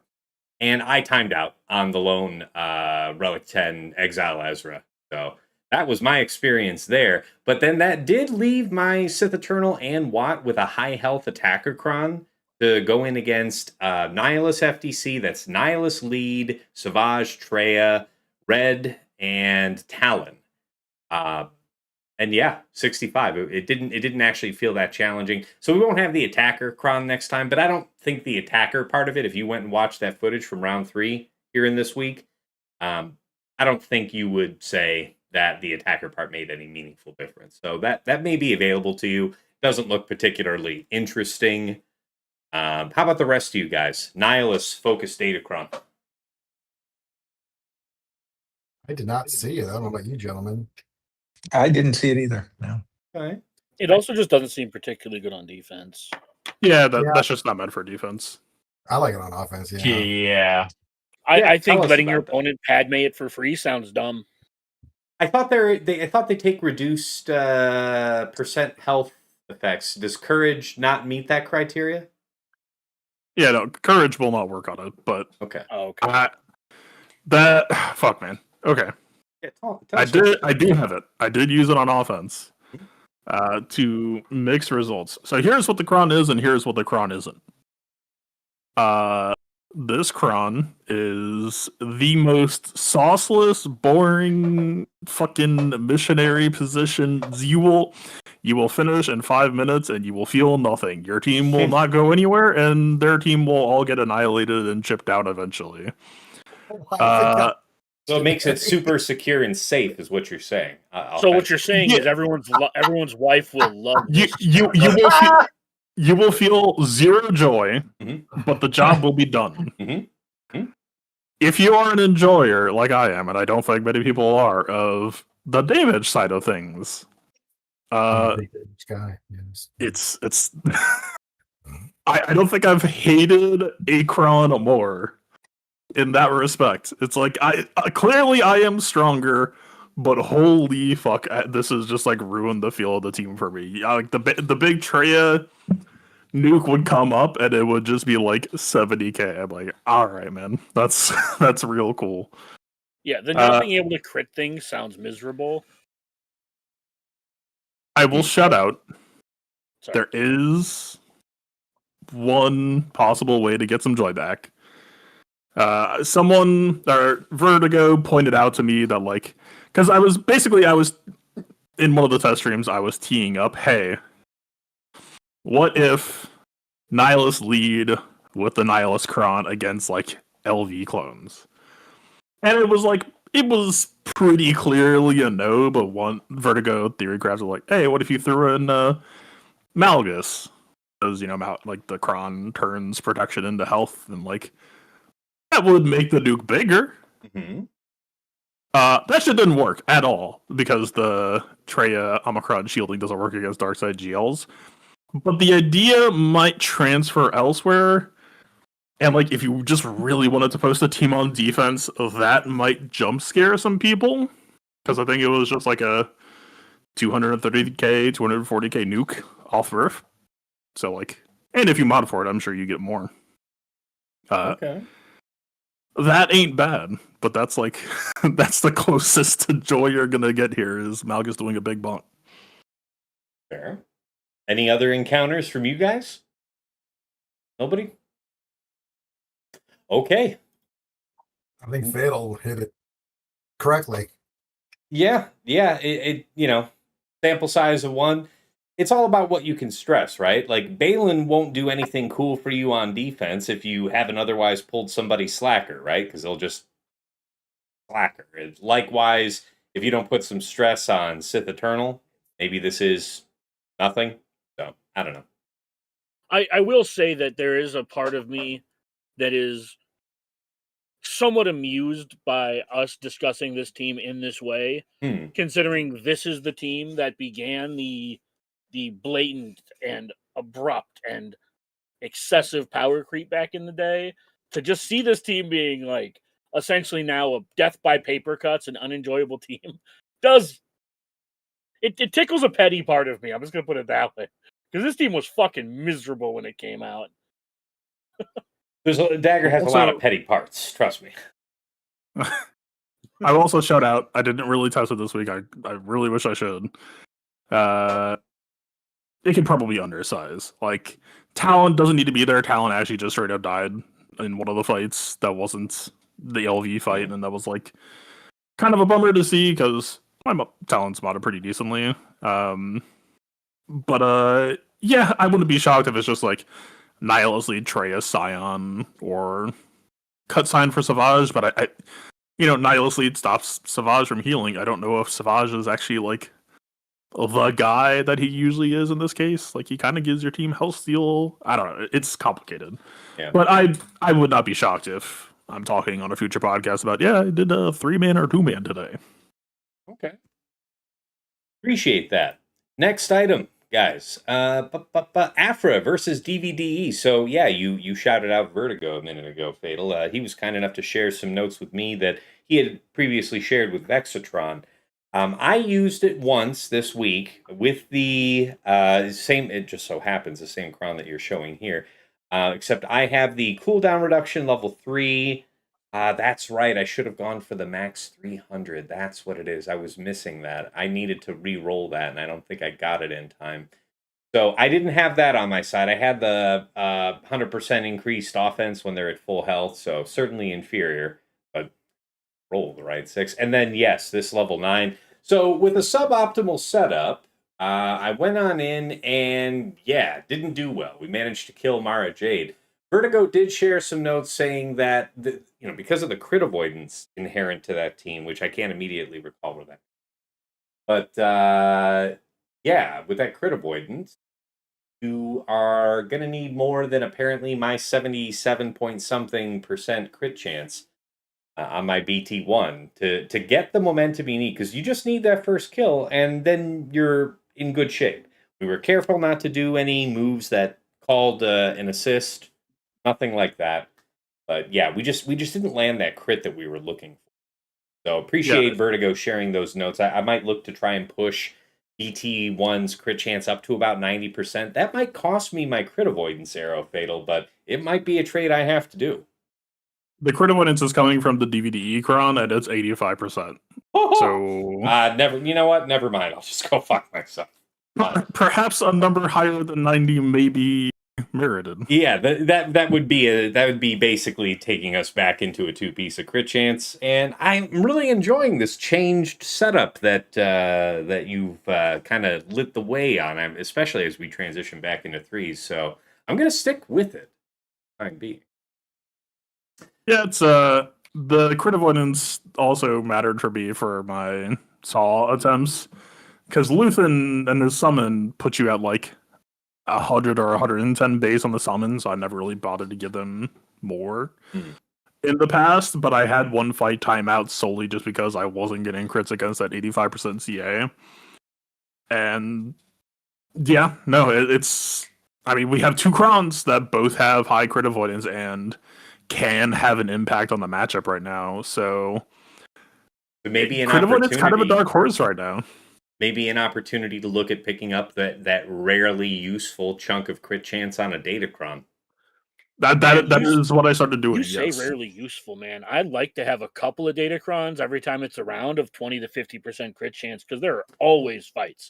I do say rarely useful. I'm usually not encumbered by a big chunk of crit avoidance, but when I see that I am, credit given where credit's due. Yeah. Oh yeah, no, I'm just saying, like, this is one of those things where I like to pick up stuff like that because there's always a couple of those teams that do special damage or have these other things. Like Qui-Gon's a great example. Queen's a great example of a team that does want some amount of crit chance frequently, just because it shores up a couple of the deficiencies from the special damage. Anyways, for sure. Sorry. I could talk about this for a long time. Sorry. No, I appreciate it.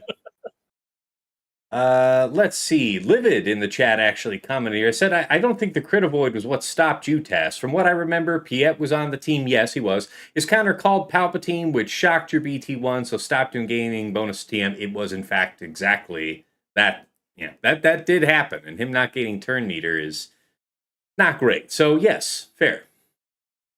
Anyways, let's move to the next meta team. I did before we move off that. No, please. Sorry, I didn't open that to the floor. Yeah, my bad. No worries. It was actually kind of an important pivot point in my attack plan. Was how to manage the DVDE, and I went with the Afro. Was really mindful about not calling an assist on either IG90 or 000, and It ended up working quite well for me. I think I had about 40% crit chance on my Datacron, so clearly 23.4% crit chance. Do I? Oh, and the history's up. Oh, wonderful. Now the other thing is, I guess, I saw Vex having some success using this cooldown level 3. I mean, maybe it's just obvious to re-roll that to what you and Fatal have with the buffs up level 3, because you're shoehorned into a big chunk of crit chance there. And then you are, but again, you're not assist. So like I look at like BT1 and BT1, normally that's great to have because he's being called to assist. So he's using his basic and he's triggering those buffs. That's not the case. Now, I guess he is doing a decent amount of basics on he right. just after his first turn, you're basically doing basic until your next flamethrower, right? That's right. That's right. Now, the lower relics on the RG I was facing was probably a big factor here because that was an RG that I could burn through. Sure. And that's not always the case. Right, but yeah. So anyway, because that worked, that led to like it would have been a much tougher match for me, and one where it would have had these sort of ripple effect implications on all these other counters I was going to use if I had to draw something bigger. Because that DVDE squad, like at least when I was looking at the data after week 2, it was like LV was rock solid, maybe I don't know, JMK and stuff like that. But otherwise, the cheap alternatives data wasn't great on. So anyway, that's what I want to share. I appreciate that. Ranger, did you have anything on DVD? I'm sure you've encountered your share this week. Well, yeah, I mean, Sash just crushed it with his analysis of DVD. I think for defense, it was really a good banner stealing team for the first couple of weeks. We kind of had a counter for it moving forward, but I was shocked at how good it was. It really was really good on defense. I got my last week of what happened, but the first couple of weeks. You're fading out again, solid. buddy. Oh, sorry. It was pretty solid. So yeah, I think Sash said it best. Okay. Yeah. Appreciate pointing out, Live it in the chat here, that throwing Piet into that slot that, otherwise maybe you have Tarkin in there or Darth Vader or something, but throwing in Piet adds that complication where the basic calling essentially a Palpatine, I guess, really destroys your whole concept of turn meter. That could be a problem. So consider committing Piet to that team when we come back to 5s. All right. Next item here. More stuff from Fatal's notes. Tell us, Fatal, about Gungan versus Queen. And also versus Reyes Riberas Healer. Tell us about that. We got to a lot of this stuff already, but yeah, just the last week since I said it was a test stream day, I was just continuing shit that I was working on. Gungans and Queen Amidala both took down Rey, Ezra, Barris, Healer, Kron. It's just like, yep, all right. They just had it in the whole time. It just could have been doing that sooner, but did not. Yeah, just had to believe. The Queen, the Gungan, I don't know if, for me personally, I don't know if I will ever have it in me to be like, yeah, Gungan should be plan A because they're just so chaotic. Yeah. That if it wasn't just like you do 4 moves and then they're dead, like anything past that, all bets are off for me. The Queen Amidala stuff felt super, super clean. 0 complaints on that front. like the old Midhead Project stuff, the Qui-Gon carry. One of those fights actually literally featured a Ben Solo just one-shotting my POW. And, yeah, the team was just like, oh no. Right, anyway. And I just proceeded to play as if POW never even existed. I will say, I have had a couple narrow scrapes where I've lost POW, and yes, the damage modded Master Qui-Gon has made a huge difference. I'm very much happy I switched over to that. My POW does 200k and my Qui-Gon does 600k. I have no complaints. I was about to say, like, on a per hit basis, when I look at the way that their basics compare, just their basics, so I guess you could probably expect that from their specials, but it's like 3 times as much damage out of the damage modded Master Qui-Gon. It's incredible how hard he hits. It's brutal. One of these days, I will put my money where my mouth is and just, like, run Queen Amidala, Master Qui-Gon, 2-mans against stuff. Or even, like, I mean, for how I played today, like, I could just cut POW and do, like, Qui-Gon Cam Yoda, or even just, like, Qui-Gon Camera. You know, there's options, but yeah, man, it was good then, and it's good now, and goddamn. All right. Next item from your notes, then. Well, no, wait. I'm sorry. Let me ask the room. Any interesting mentions for Gungan and Queen since we just happen to be on them? Anything that we haven't already tread on over the course of the season? No, I share Fatal's skepticism of Gungan's viability versus a lot of things for exactly the reasons he said. Well, I'll tell you this much. I know it wasn't week 3. It was week 2, I want to say. But I tried, just to be squirrely, Gungans versus a raid team that happened to so be an attacker cron with a dash on it.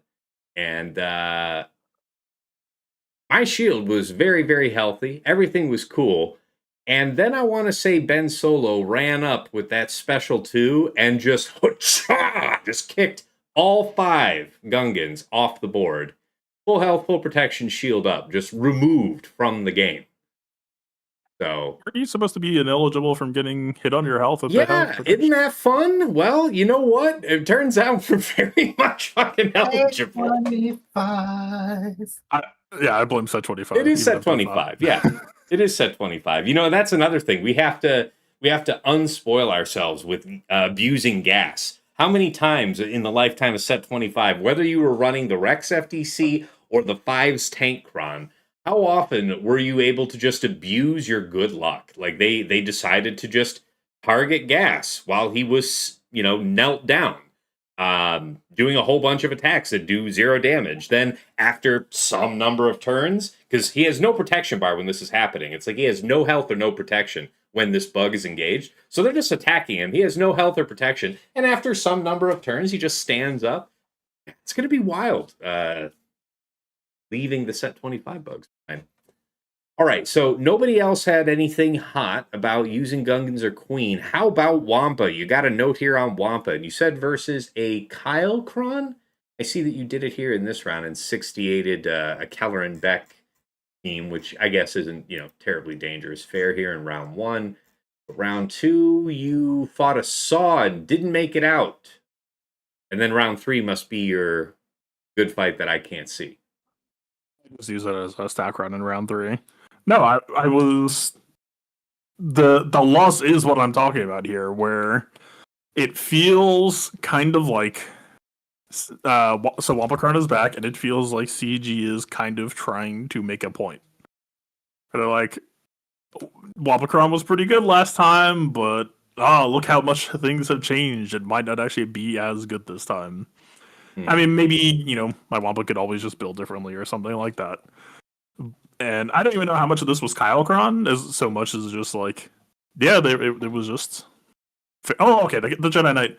No, but they don't... Jedi Knight only does more damage if you have the Force Influence, I want to say it's called. Yeah. On you. So I don't think Kylecron actually made a difference there. I think it was just... Yeah, man, and I went straight back to the Wampa Widow that I had last time. And they just did not care. They just ripped right through you because you can't be dazed or stunned. So that just means that they just beat you to death. No, it was a brawl, and they were taking hits. And I don't know how much defense their Kron had. That may have also been 48%. irrelevant. Yeah, the stats on that Kron, the enemy Kron, was 30.59% crit damage, 141% armor penetration, 48.38% defense, 41.35% health. So 48 defense is a lot lower of a number than 400. And even then, like, my Wampa, I can tell you, got to counterattack Kyle Katarn at one point, and the Kyle Katarn lived. So, all of this is to say, Wampacron is back. I'm sure a lot of people are going to be excited to go run and get it. But keep a skeptical eye. It may not feel quite the same as last time this time, depending on your opponents. Tough. All right. Next on any uses of Wampa. I tried to find one this week, but my opponents were not interested. Not even close. I got to use it against a gas squad that Nira set that was like 430% armor pen and attacker cron. Yeah, there it is. It's a squad that hit surprisingly hard. I know he'd killed a bunch of C Watts over the season with that same cron, but I felt pretty confident with the inability to be dazed that Wampa was going to be able to get his protection up and survive, and he did. It was I will say, like, he took some serious damage. He got down to about 50% health at one point, but at that point was finally able to do his icebreaker and get the prod up, and at that point it was over. That's good. Appreciate that. And I'm sorry, Dagger, did you cut in to say that you didn't have a good use of Wampa this week? I didn't say anything. I don't have the Wampa Cron. Oh, okay. But I suspect thought I heard it's going to somebody be mumble less. something. I thought it was you. Well, I suspect it will be less impactful than previous seasons just because there's more teams now, and it's probably a little easier to set a Wampa-proof board in 5s, although I do expect to get some use out of it in 3s. Yeah, probably fair. Yeah. And then last of your notes here, Fatal, you had a fleet fuck-up. That was optimal somehow? Tell us about that. I'm sure... I would say it's probably like a twice-a-year occurrence where I wasn't even under time pressure. There were 23 or whatever hours left in the round. It was just, it's time for fleets. Your eyes glaze over. You press some buttons, and then you've got Executrix running your Sith ships. Oh no! And proceeded to get one banner higher than I've ever gotten running Sith with Leviathan in the exact same matchup. Wow. I'm not saying that's a thing that people should try or be doing, but it was sure as hell suspicious.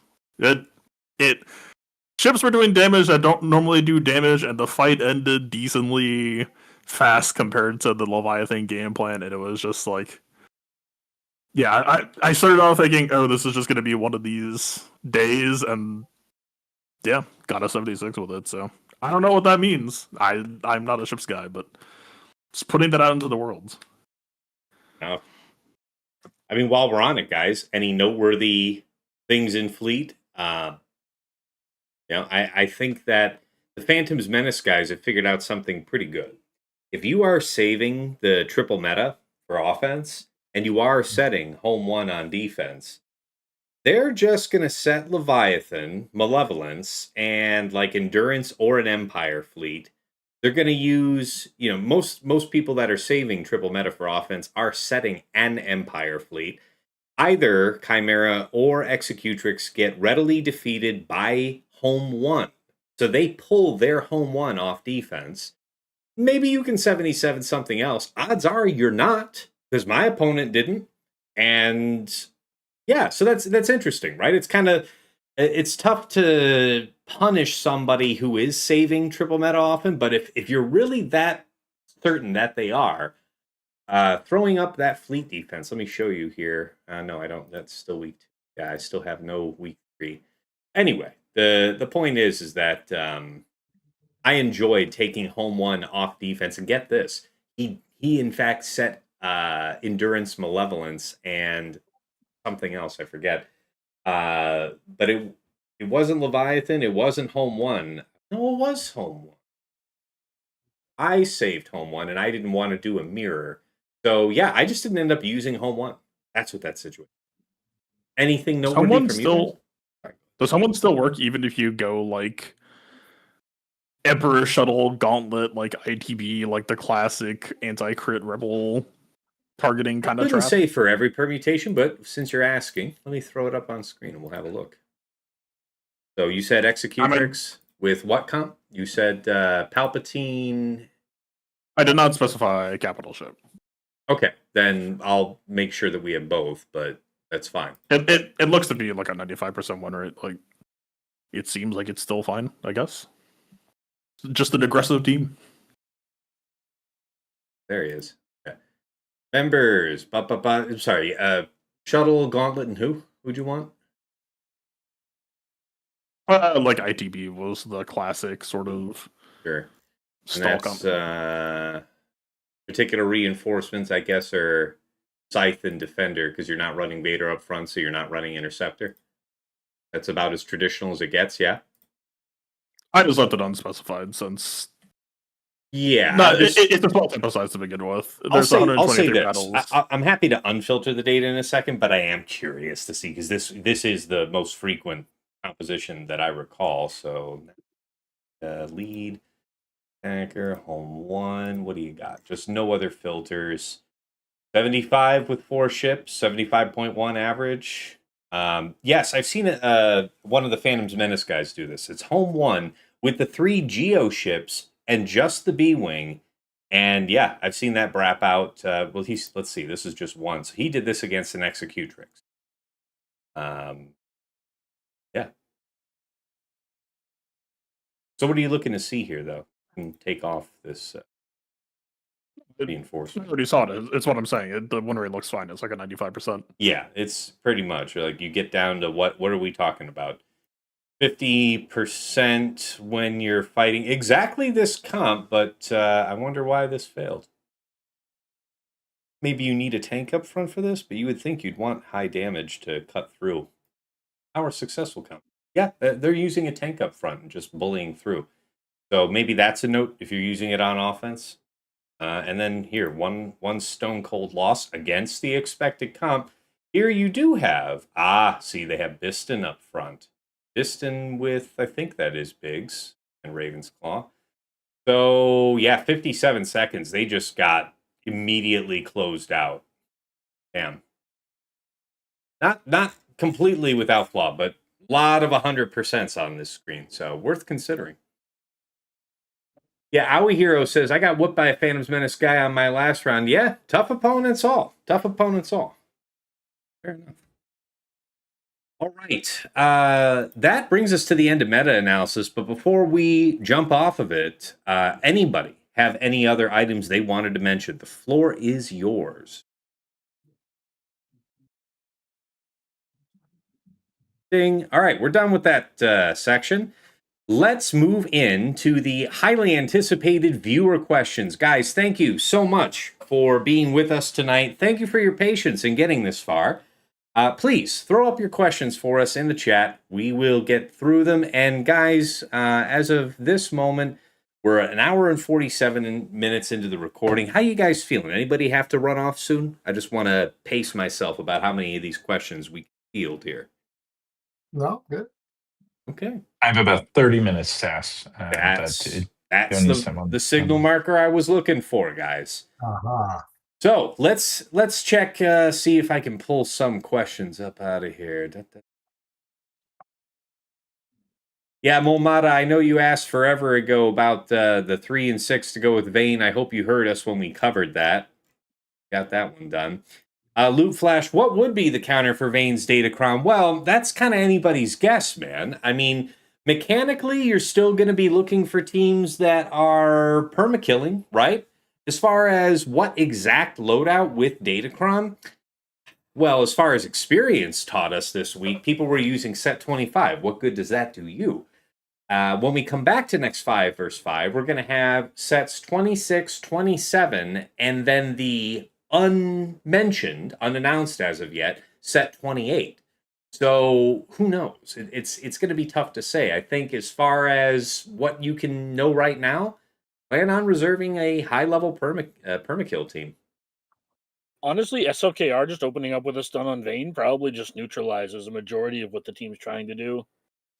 I know that in certain circumstances, like you remember people were using Leia sometimes to defeat Pirate King. Like you'd have to just blow him out before he ends up reviving people because you're still having to deal with that. I don't know if there's a kind of a non-permakill counter that's lurking out there where you have a brute force option. That, I suspect, would be very specific to the Datacron meta. So that's a great question going into the preview episode for the next 5 vs. 5 season. So look for us in a little over a month. That's what I would say. All right. Let's check. I'm sorry. Anybody else had anything they wanted to throw in on top of that before I check for the next question? All right. Ladarius, grats on getting to a Rhodium. Loot Flash says Saw and DTMG work. Yeah, but so wait a minute. You're saying the question is if Loot Flash, if you're saying Saw and DTMG worked, are we talking using non-set 25 crons? Because you're asking the question, so I assume we're talking about how do we do this in the future. There's a 25 next time. Tell me what you think. All right, next question here. Sorry, go ahead, Ranger. Whoever with that. So I was gonna say, if you're talking about DTMG, that's screaming one of the new Remnant Crons, if I had to guess. Saw, I have no idea. But if you're telling me DTMG was doing a lot of punch-ups with a lot of stuff, depending if you did the Night Trooper level 9 or the OG Gideon. Okay. I saw a bunch of DTMG fights versus various things, and they have a lot of potential to punch up. But I think we have to do a lot of refinement on the strategies because they have a lot of just natural failure rates. Things go. Anyways, there's just a lot of shit that go. I look forward to what we can do with DTMG next 5s because I think once we get some of the stuff ironed out, it's going to be really nice. Yeah, fair enough. And yeah, if DTMG is going to work with that cron, I'm not surprised if it's going to involve one or both of the Knight brothers. I know that in at least 2 fights this season, I used the DTMG cron. Sorry, I used the Moff Gideon cron with DTMG and did not have enough oomph relying just on Moff Gideon mashing that massive damage over and over. So I do think either Knight or DTP or possibly both for the highest potential applications. Do you recall Loot Flash when Vex pulled that off? What he had as far as Knight Brothers in there or not? Was it Death Trooper? I don't know. I think he's saying that Vex said that Vex saw someone. Yeah. I acknowledge that. Yeah. So what I'm saying is this might just... He said that he saw Vex do it with DTMG. Oh. And okay, both of the Knight brothers are there. Okay. So there it is. There's your opportunity. This is DTMG against what? DTMG against holy crap, where is my brain right? Probably the Pirate King, if I'm not mistaken. Yeah, Pirate King with Vayne, sorry. Oh, gotcha. With the Vayne. Yeah, I would be a little bit nervous about that because, like when you think about the DVD fight right now, that team is coasting pretty hard on the back of Enoch credibility, and I mean, all it would take is like a couple of bad Vayne assists on your DTMG, and that's just game set match. That sounds spooky to me, unless I'm not thinking of something. Fair, very fair. All right, next question here from Owie Hero. Question with resistance penetration coming back from being gone for a long time now. How many crons with good resistance penetration are you thinking are worth having? 3. I would say my gut was saying somehow 4, but that's it. Like you're trying to think about what teams are really super important for you to have high resistance penetration on. I mean, the only one that it's like I'm licking my chops thinking about getting good use out of it would be for Leia, right? For Drogon's sake. I got to be honest, and I tend to be the most. Sorry. Oh, go ahead. No, sorry. I was just saying Fennec was the first thing that popped into my head. Sure, she's got a lot more use these days. Fair. Sorry. Yeah, no worries. Yeah, I tend to be the biggest supporter of armor pen among us, and I'm not um, with resistance pen. The base res pen stats on characters are they're just too low. So it ends up just being like not worth it in my view. Like Yeah. like I look at like the top res pen in the game. You have Fennec what I has 60, Drogon has 130. there's no point to it. Yeah. And we're in a defense set. Yeah, exactly. So you're still countering, like, I mean, while base resistance is lower than base physical Sure.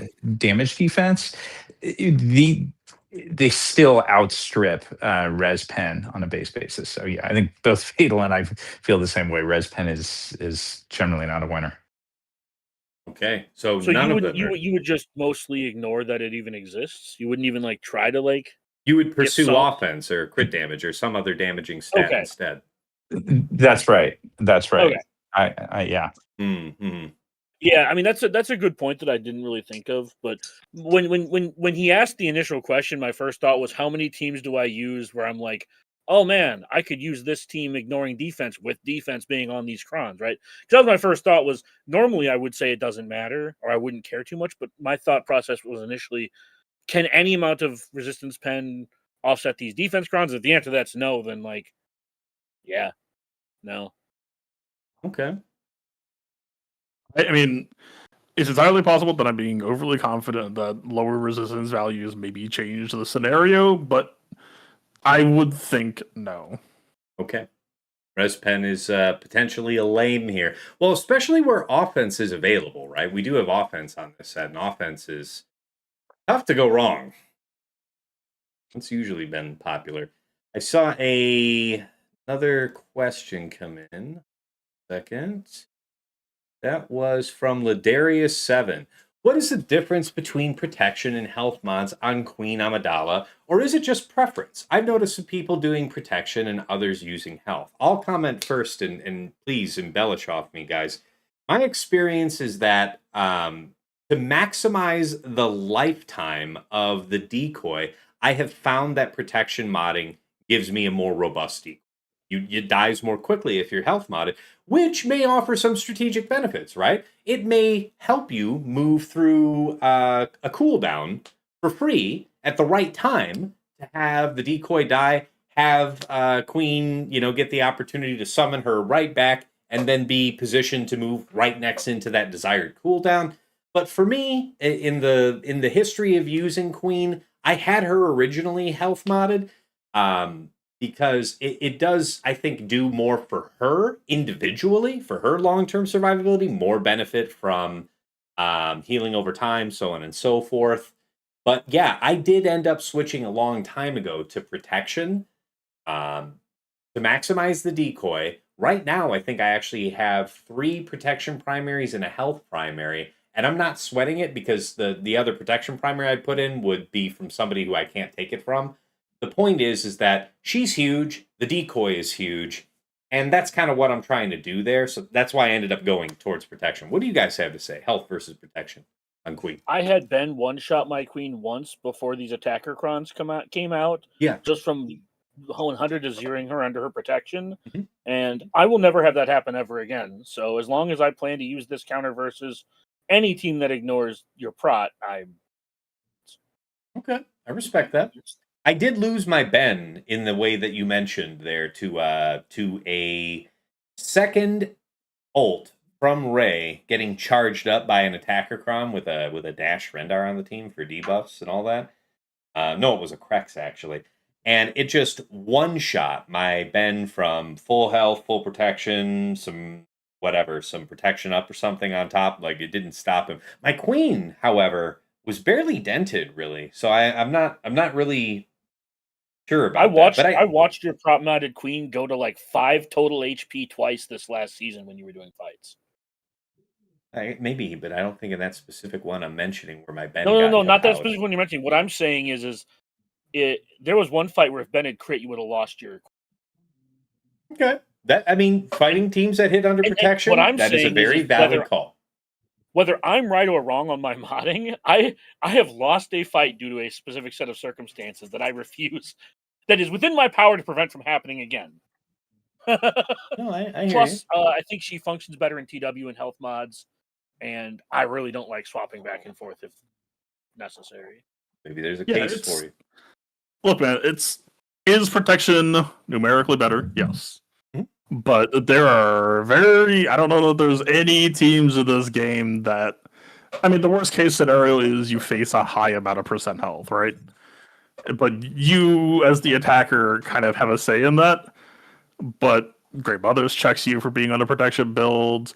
Ray checks you for being on a protection build. It's just, if you just want a set and forget, health is a safer default in a lot of contexts at the moment.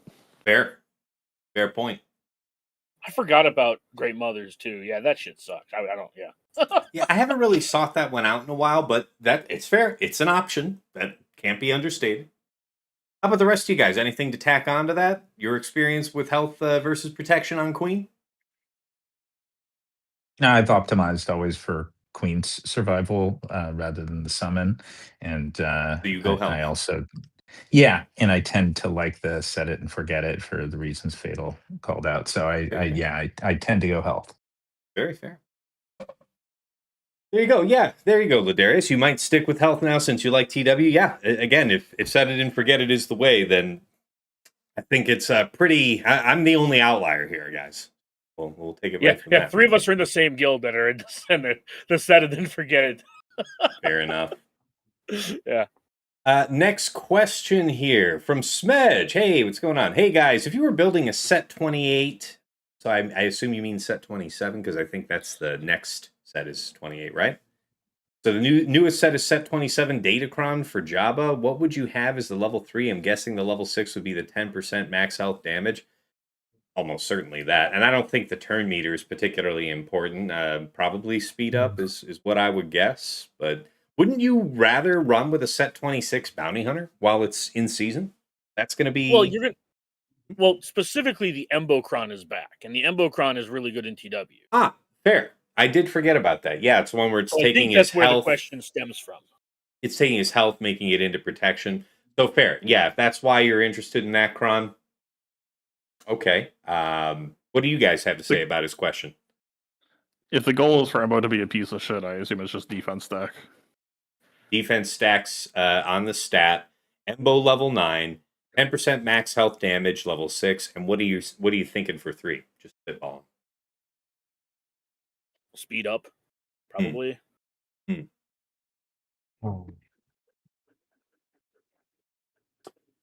Let's see here. Yeah, Luke Flash, go ahead. If you've got a video on that DTMG versus the Pirate King with the Vayne Datacron, sure, drop the link in the chat. TJ, I know you've been active in the chat with folks. If you would kindly check that it's not porn, and if it's not porn, I'll pull it up on screen. How's that sound? There's a deal. TJ, if it's porn, make it pull it up on screen. No, I won't. Don't you dare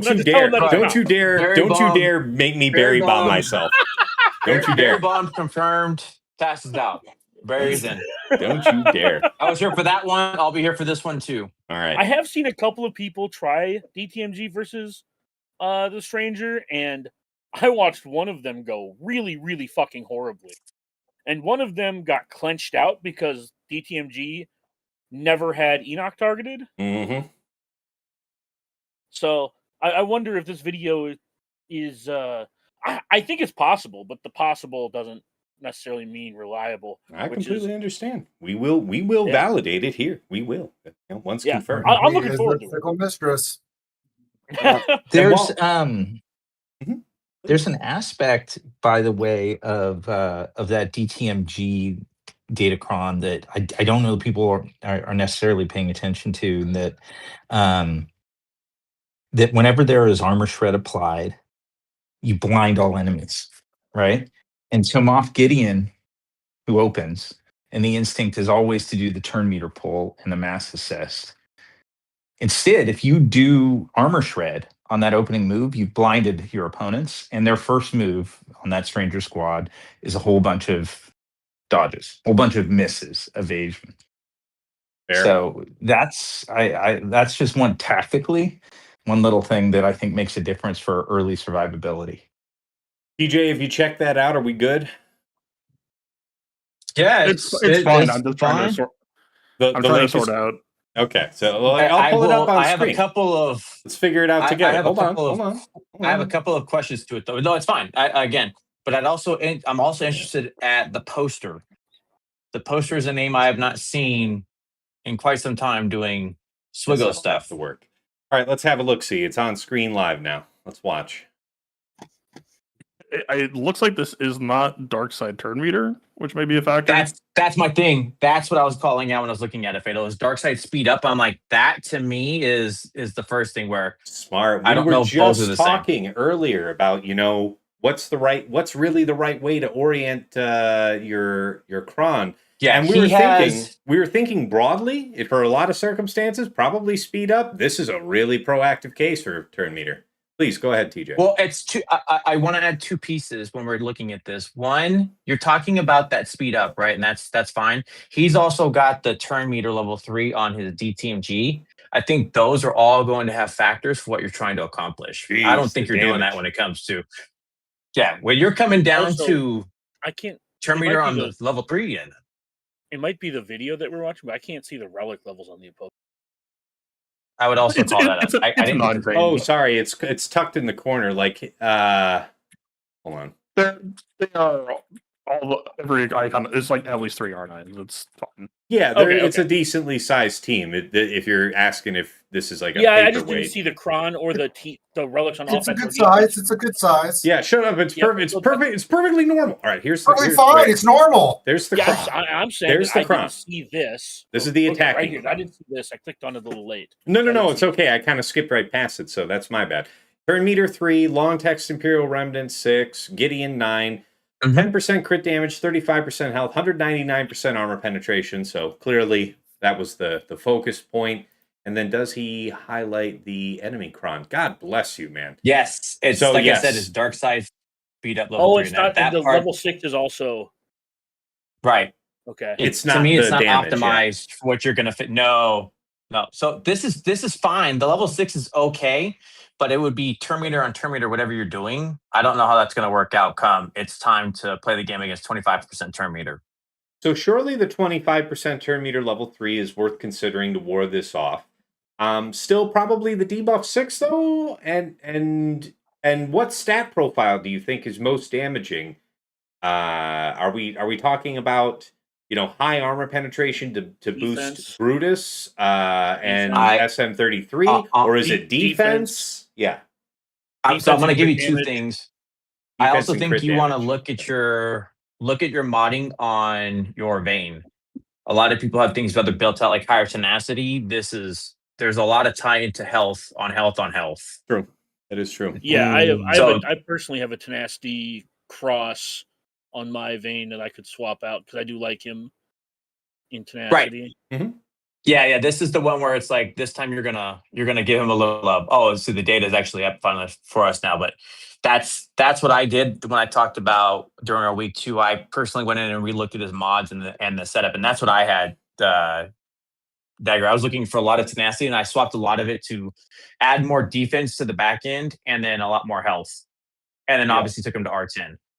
Yeah, that tracks. Fair. All right. Yeah. Let's get back into the details. Let's take us back to about where we were, a minute or so into the fight. And let me see. Let me speed up the playback a little bit. Call it 1.5. Get us moving. I would say the other thing I guess I'll look at, Tass, to add out. I know you're going to look at it. I had the speed up, the turn meter with the speed up on 6. And I don't know if we're going to call it relic disparity, but SOKR with the set 25 died in 1 minute and 31 seconds. Oh, wow. Okay. Good share. Appreciate that. Sure.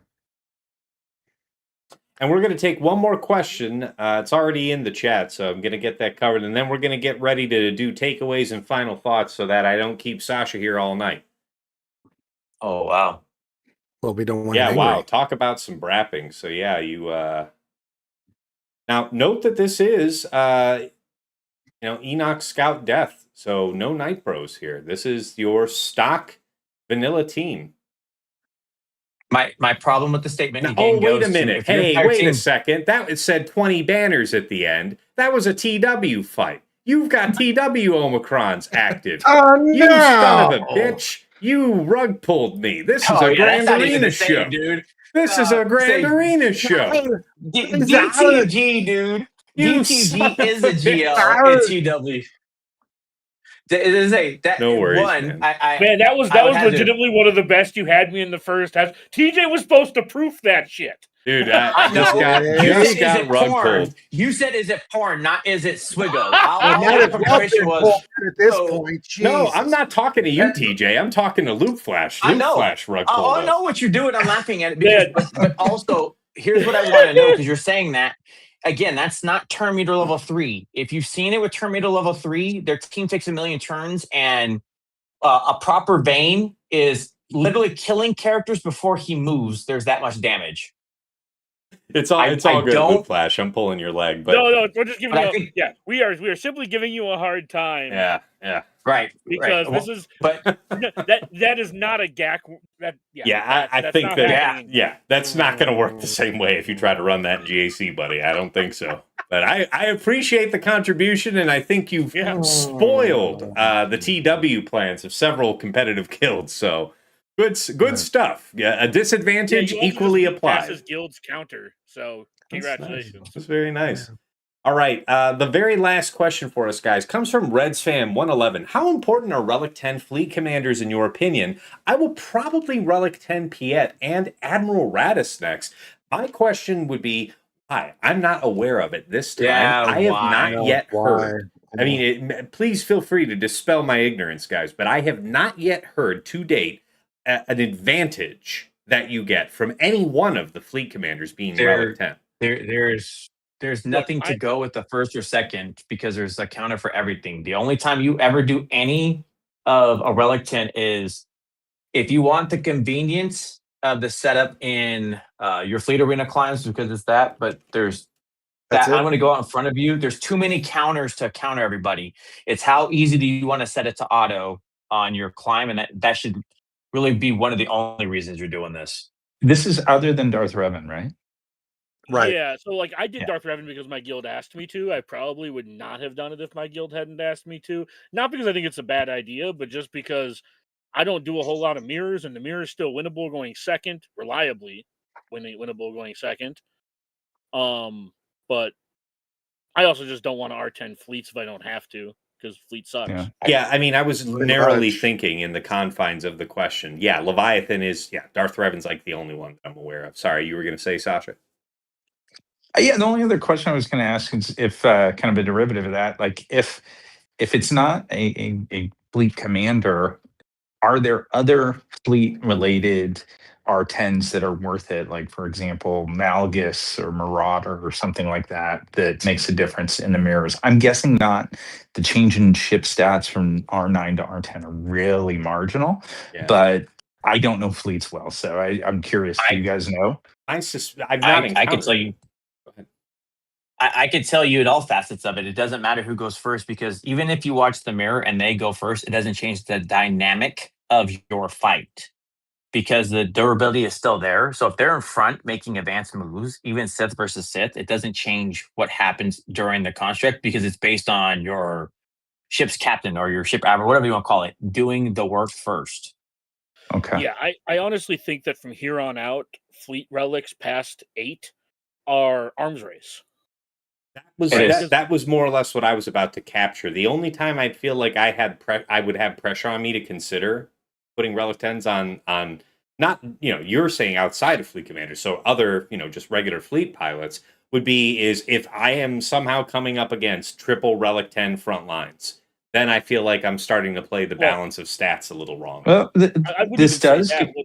Triple Relic 10. Sorry if I didn't. What I would personally say, I wouldn't even say that. What I would personally say is the only time I would consider R10 or better on a character, for fleet specifically, is if that ship going first was the difference between winning or losing a fight.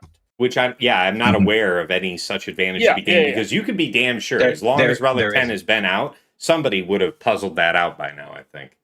Yes, That's and exactly Dark what Revan it falls is. into that same category. It's just the arms race aspect of a lot of the top guilds were like, "Hey, we want 50 of these on defense. Let's do that." And now everyone has an R10 Yes. because that was just one banner bleed in fleet per fight was super important in TW, not so important in. Very fair. Very fair. Hence the point of your fleet arena climb. If you're sitting in 5 and you that move too. one time, then it's meh. But other than that, if you have an active fleet arena, is your time valuable enough to want to make the climb where I can auto my fleets to go get your crystals or whatever else? This is really just a lot of words for us to tell you to don't R10 your fleets unless you feel. No, because even if it's R10 in the beginning, you're only R10ing, if anything, to what Tass is saying, is your starting team. Because who cares about what the reinforcement does? If you are not in my guilds and we share a similar MMR bracket, then I am pro fleet investment. I like your if then. It's a very good call out, Fatal. Love you, Fatal. All of my opponents should strongly consider R10ing all of their fleets. That's right.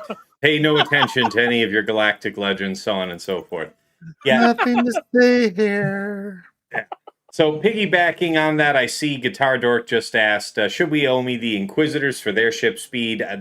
We just basically answered in saying that, no, not really. Don't do it for the speed. I eventually took them to Relic 9 just to have them survive just that much little bit better for those occasional fights where I was losing my scythe. And that has traditionally been kind of my marker in the sand to know maybe I should look to apply another fleet relic when I'm seeing somebody that was hanging on, by just a thread, and then they died. It's like, if I had just a little more thread, maybe that was enough. But no, not really. I don't think you need to be in a rush for the Inquisitors. What's the survivorship bias? A lot of people have survivorship bias when it comes to fleet. I think that's what it's called. You remember during war when the planes come back and they try to fix all the planes that have the holes in them? And what you really want to fix are the places that didn't have the holes, because those holes are the ones that came back. Right. That's kind of how we have to view fleet, right? Because like a lot of people are just like, well, what if do I want to do this? It's like fix problems. Relics and fleet are to create solutions more so than they are to create problems. If there's no solution you're trying to solve, just leave your relics on your fleets alone. That's fair. Reds fan, you've got more good questions, but we got to cut it off here to get ready to wrap us up in a reasonable amount of time. I love the question as far as, how important is Relic 10 on Stranger? I like it, but Star Killer I would do before Stranger since you're asking. That's the quick both. They're an ass. No, anybody disagree with that real quick? No, I think the Stranger would be the third R10 I would do on that team. Okay, Maul, because he's required for his stupid event. Fatal, you just linked something in the chat. You want me to pull that up? Or no, that was a few minutes ago. That was my third round finally got uploaded, and so that was the Balin FTC on defense and the results there within. The people threw Seer, Gungans, Treya. To be clear, this was one round and attempting to clean it up. All right, so Seer is what they did first then. They got everybody but Balin and OG Hondo out of the way. And then, after Gungans... Sorry. Seer was the last fight. The fights that have the full team were the first attempts, and then, Leia, there were 4 people. JMK, there was 3 people. Seer, there was 2 people. So... they started with JML, DTMG, Gungans, and Treya and failed. Or, one of them got out Dengar. And then Leia got out Shin, and then JMK got out Merrick. And then Seer killed the last 2. But... So, put Slacker here, or maybe Bane. We don't have enough data to know yet. But if it isn't real, it's going to be real bad. I still, my gut says, I don't think it's this good, but sample size of one person, one match, one day. Yeah, I mean, one. I know virtually nothing about the Balin mechanics, so don't. I found out that Merrick assists when we pulled him for the DVD counter, right? I don't know what these characters do. Fair. Full disclosure. What I do know is that JMK team was never going to fucking win because that's two Ahsokas. Yeah, probably not. So I'm just saying to everyone out there, that is not the answer. And I know that one for sure, knowing very little about this team in general. All right, guys. That brings us to the end of the viewer questions. Thank you, guys. Appreciate it. Some really good questions today. And yeah, solid work. Let's take this back around. The takeaways and final thoughts. Sasha, you having to scoot on sooner than later. Let me offer you the floor first. You only had a couple real rounds, but you've had a lot to listen to from us over the season. What are you thinking? Wrapping it all up, and what vision do you have for when we go back to the next 5 vs. 5 season?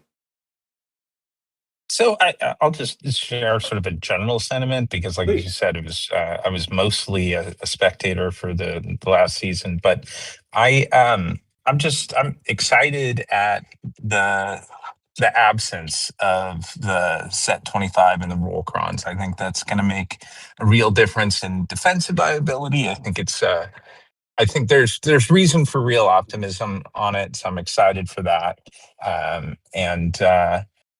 Yeah, I'll leave it at that. Like I feel pretty positive. I think there's hopefully a good season to look forward to. Fantastic. Appreciate you. And yeah, anything else you wanted to say before you hit the bricks? No, I've got to jump. But thank you guys so much. And hey, Ranger, thanks for joining. And Ranger, thanks for all you do, man. Like I know we mentioned at the very beginning, but the charity streams and the stuff that you do for the community is greatly appreciated. So thank you. Course. No, thank you, man. That's it's high praise. Thank you. Standing. All right. Well, take care, Sasha. Thanks for everything. For my takeaways and final thoughts, yes, I'm really excited that the teams that were just getting crushed out by set 25 on defense and making it relatively easy and minimizing the impact of Relic Delta, the gloves are off. So it's going to be a more severe world where players like me that do have a lot of high relics, that do have very how should I say, deliberately modded characters, should maybe have some advantage out of that in the near future. And then not to mention, just all the meta switch. I think we all just still have to reserve the notion of forming strong opinions for what we're doing for next time until we get to the preview, because this is what we're still not fully used to.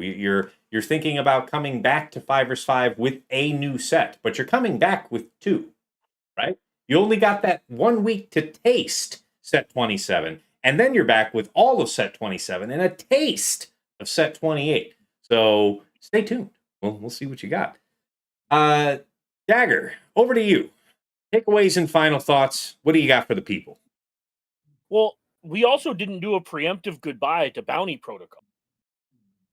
Will we not be talking about that in the next season? Not the next 5v5. Oh, well, yeah, but I mean, whatever. I guess, yeah. I don't know. No, I'm just saying, like, I'll give a preemptive goodbye to the set that won't be with us the next time we meet, the next time we come together to talk about 5v5. That being said, beat the dead horse of set 25 is gone. It opens up possibilities. It, for good or for ill, GAC feels interesting again.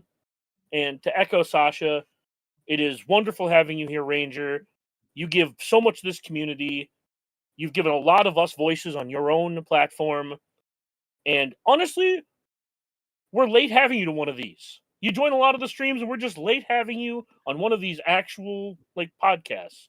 So love the work you do. Glad to have you here. Well, thank you. I appreciate that, my friend, and I'm glad to be here. Absolutely. I've known you guys for quite a while, so I figured it was overdue.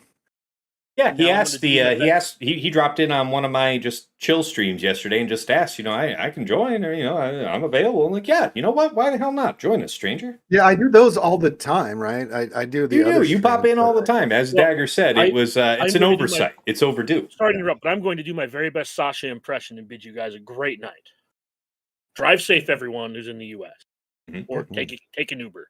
It is St. Patrick's Day. Ah, yes, that's true. A lot of fun. I'm going to be pretty tame tonight because my wife's working, so I'm home with the kids. So going to be pretty tame over here for me.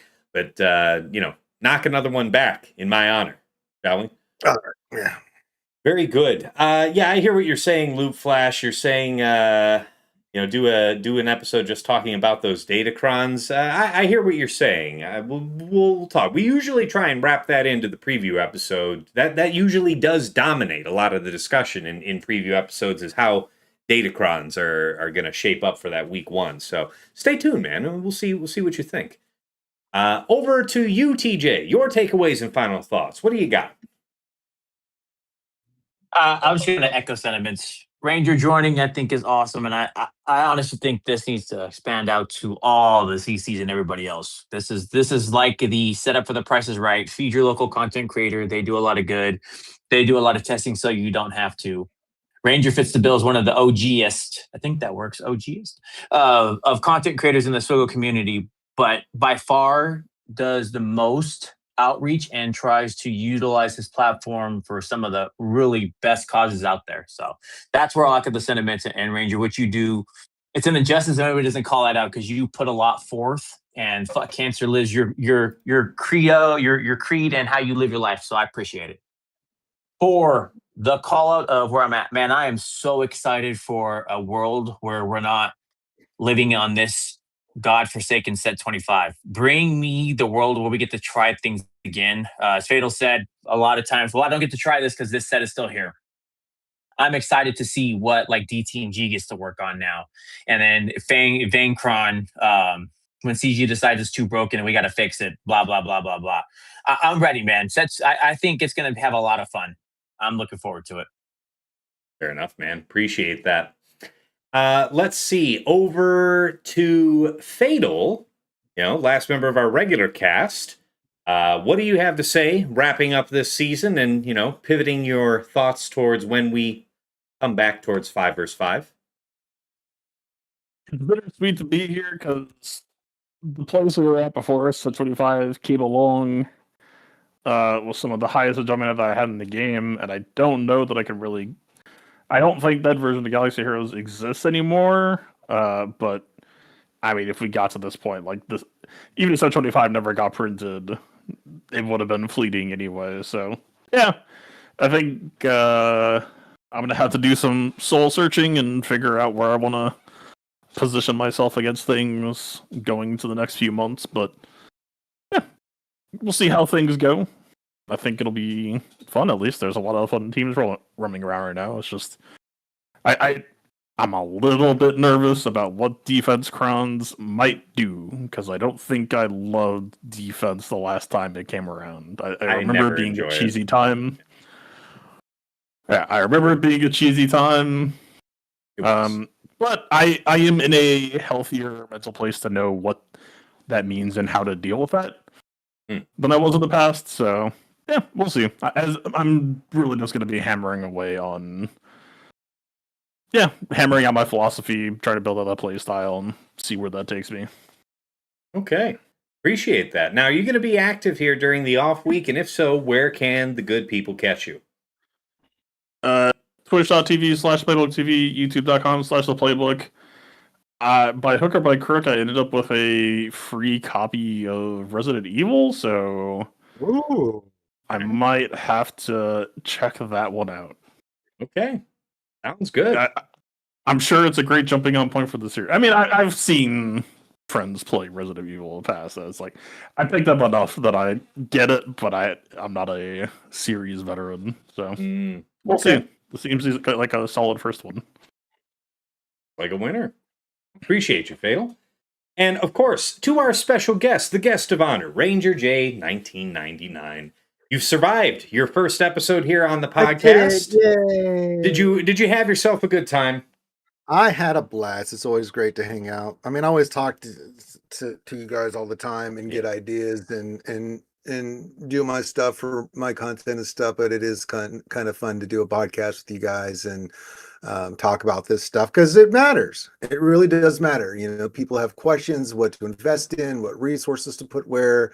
And I think this, you know, learning these lessons and with Datacrons, and I will beat the horse till it's glue. Thank God set 25 is gone. Thank God. Mm-hmm. Thank you. Thank you. Well, thank you, for making the time to join us tonight. And yeah, let's Anytime. have your takeaways and final thoughts here from the show. Your mind wrapping its head on the end of this season, the dawn of the post set 25 era. How you feeling when we head back to our next fives? I'm actually really excited for the next 5v5. I think it's going to be a lot of fun. I think that, you know, these crons, the way they've set it up, there's good and bad to it. But that being said, I think it's going to give us a lot more options because we were really limited with what we could do before. And, and that's just, that's not fun, right? We want to have like some different ideas and things that we can try and do based off datacrons we have and stuff. So I think opening up the field a little bit more to certain counters and things will be a lot more fun. So I'm definitely looking forward to that the next 5v5 instead of just going, well, this cron has the support cron with this. I know what I have to do here. It's pretty much my limited option. I just didn't enjoy that. So I'm looking forward to having fun again. I really am. Outstanding. And again, thanks for allowing me to participate in your most recent ACS charity drive. Of course. When are you doing? What's next for you on the charity front? I know you've got this stuff semi-scheduled out at some rate. What are you looking to do next, and what can the community rally around in the near future? We'll be in MegaCon this week. As I said early in the stream, we get stuff signed, we get memorabilia, stuff that we auction off for the charity and stuff. Typically, we don't start the next campaign. This is the 2025 campaign that's wrapping up, but typically we don't start the next campaign till like the fall. And so there'll be more awards on that. But before we do that, I'll have an announcement when I get back from MegaCon, because typically during the spring and summer, we are setting up my next cosplay, and those are pretty intense and expensive.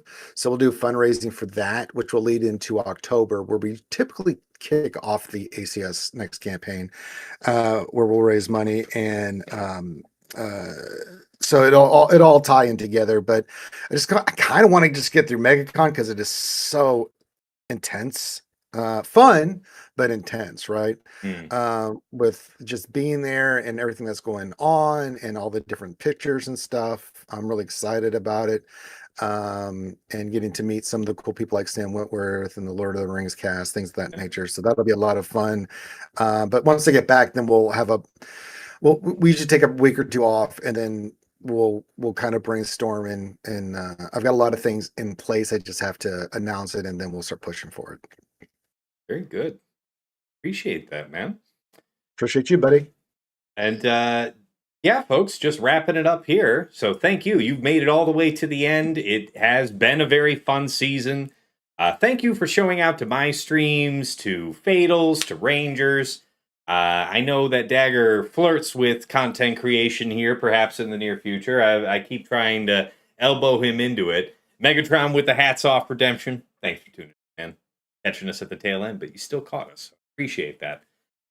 As far as catching me live here during the off week, the place to do it is, of course, twitch.tv/Tassenix. My YouTube channel, Tassenix Gaming, is the other place I simulcast from. And if you haven't been there before, check it out. Whole bunch of Slugger-related content that you might be interested in. Not only my Grand Arena VODs with chapters added, but stuff like the How To Mod Guide series on building up your collection from scratch. Mod guides on characters and factions that you guys have requested. And it's also a rebroadcasting point for this very podcast, Plotting and Scheming. But anything that you watch over there on YouTube, please give it a like, hit subscribe to the channel to see more. Follow me on Twitch. All great ways to support the channel for absolutely free. If you want to be in touch during, anytime, I guess, especially here during the off week, the place to find me is going to be my Discord. Find out when I'm going live, when my videos come out. Really, I'm very proud of the community there. Very helpful bunch of folks, specifically very GAC oriented. Happens. Yeah, you would watch Dagger Kadar. Yeah, I've guessed it on Dagger's stream before, but they're few and far between. And honestly, he enjoys like streaming stuff like Baldur's Gate, which I don't know enough to harass him about properly. So I'd like to. I do. I got you, buddy. I got you. Well, then maybe there's a near future. Yes. Maybe there's a near Yes. future. I don't know. But anyways, guys, yeah, all that stuff with the follow on Twitch, the like and subscribe on YouTube, best ways to support me for free. And if you want to go above and beyond to support the channel or get some, added benefits for yourself, first, just supporting me, there's Cash App, that is $Tassenix, my PayPal, which is tassenix@gmail.com. And if you'd like to get some enhanced Grand Arena scouting power for yourself, early access to plotting and scheming, and a few other benefits besides, you may be interested in becoming a patron. Check out patreon.com/Tassenix. For any upwardly mobile Grand Arena player, there is something there of interest for you. At $5 a month, you enter the Tass House at VIP access level, where you get early access to plotting and scheming, which is coming out for our general audience Friday mornings, 8 a.m. Eastern. Absolutely free. Everybody always gets it. But patrons get it as early as Monday or Tuesday night, within hours of us recording it, giving you that early edge going into the first round of the week. Occasionally, I will make patron-exclusive videos, especially upon request. And, there's always at least a month of exclusivity for you guys with things like that. And naturally, I have a dedicated text and voice chat on Discord where I am usually lurking. So pop on in and say hi. Moving on, thank you so much to all of my subs here at VIP Access. Appreciate you guys.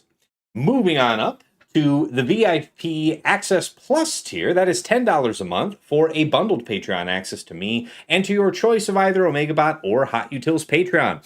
OmegaBot's that tool that I highlight at the start of all of my Grand Arena streams. It's the one with the graphs that give you an easily understood sense of your opponent's offensive and defensive tendencies.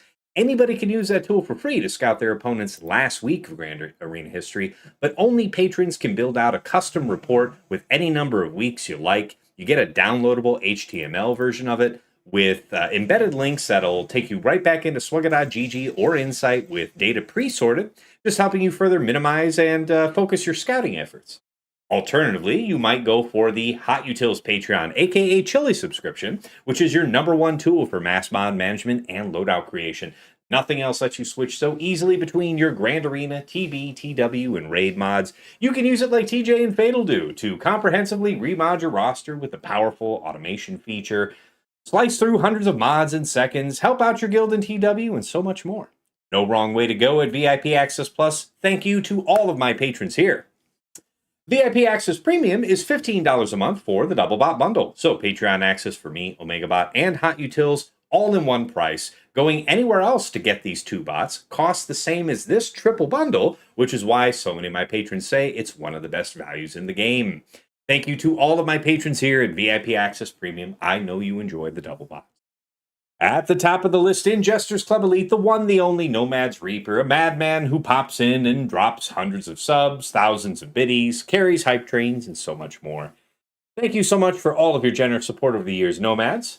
Likewise to Pills, who generally pops in towards the latter end of my streams, but will drop, 10 gift subs here, 100 gift subs there. Never quite know what he's going to do, but it is always generous. It is always appreciated. Thank you, Pills. Special thanks go out to the Lost Womp Rat, one of my patrons who's gone above and beyond the Call of Duty, not just for me, but for the community at large, helping us all out with our tech-related issues. If you're a streamer and you've got OBS problems, Stream Deck problems, he's your man. If you happen to use a computer and live on the planet Earth and have some IT-related issue, odds are he could help. So thank you so much for all you do, Womp Rat. Thanks for the time and attention.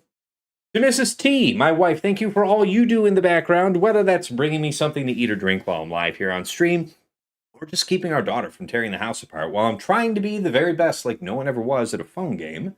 I appreciate you. And of course, to my co-hosts here on Plotting and Scheming, Dagger, TJ, Sasha Aisha, and Fatal. Gentlemen, it is always a pleasure and a privilege to record our show together. This week is no exception. Really fun having Ranger. And really nice to all be here together to break down and give that final send-off that Set 25 did so richly deserve. Despite the pressures of work, family, raising kittens, you guys show out every week, and I learned something from every one of our discussions. Hopefully you guys feel the same, but it isn't about us. It is about the viewers, the listeners tuning in. And yeah, it is rare that a day goes by, really, where I don't get a comment or a DM, something thanking us for the discussions on the show, because people are finding actionable intelligence in our discussions, applying it in their rounds, and it's helping win them the day. So thank you so much for being part of the show, guys.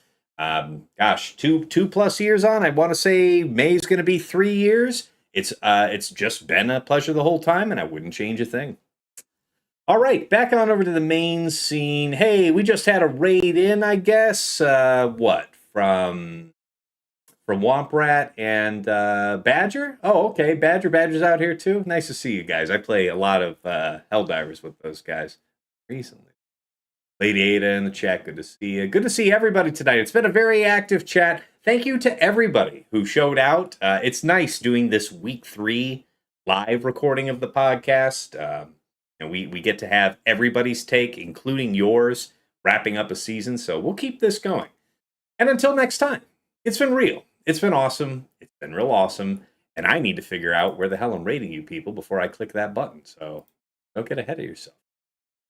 Hold on. Go to people, a place to go. Click the buttons.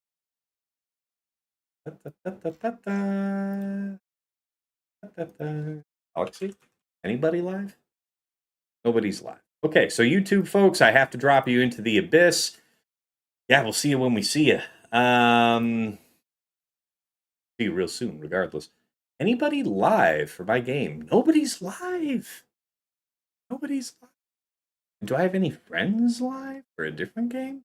Somebody I can pay off? What is that? Nope. Wow. It looks like I'm going to have to drop you guys into the abyss.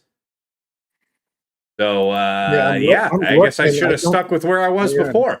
So, until next time, it's been real. It's been awesome. It's been real awesome. Take care.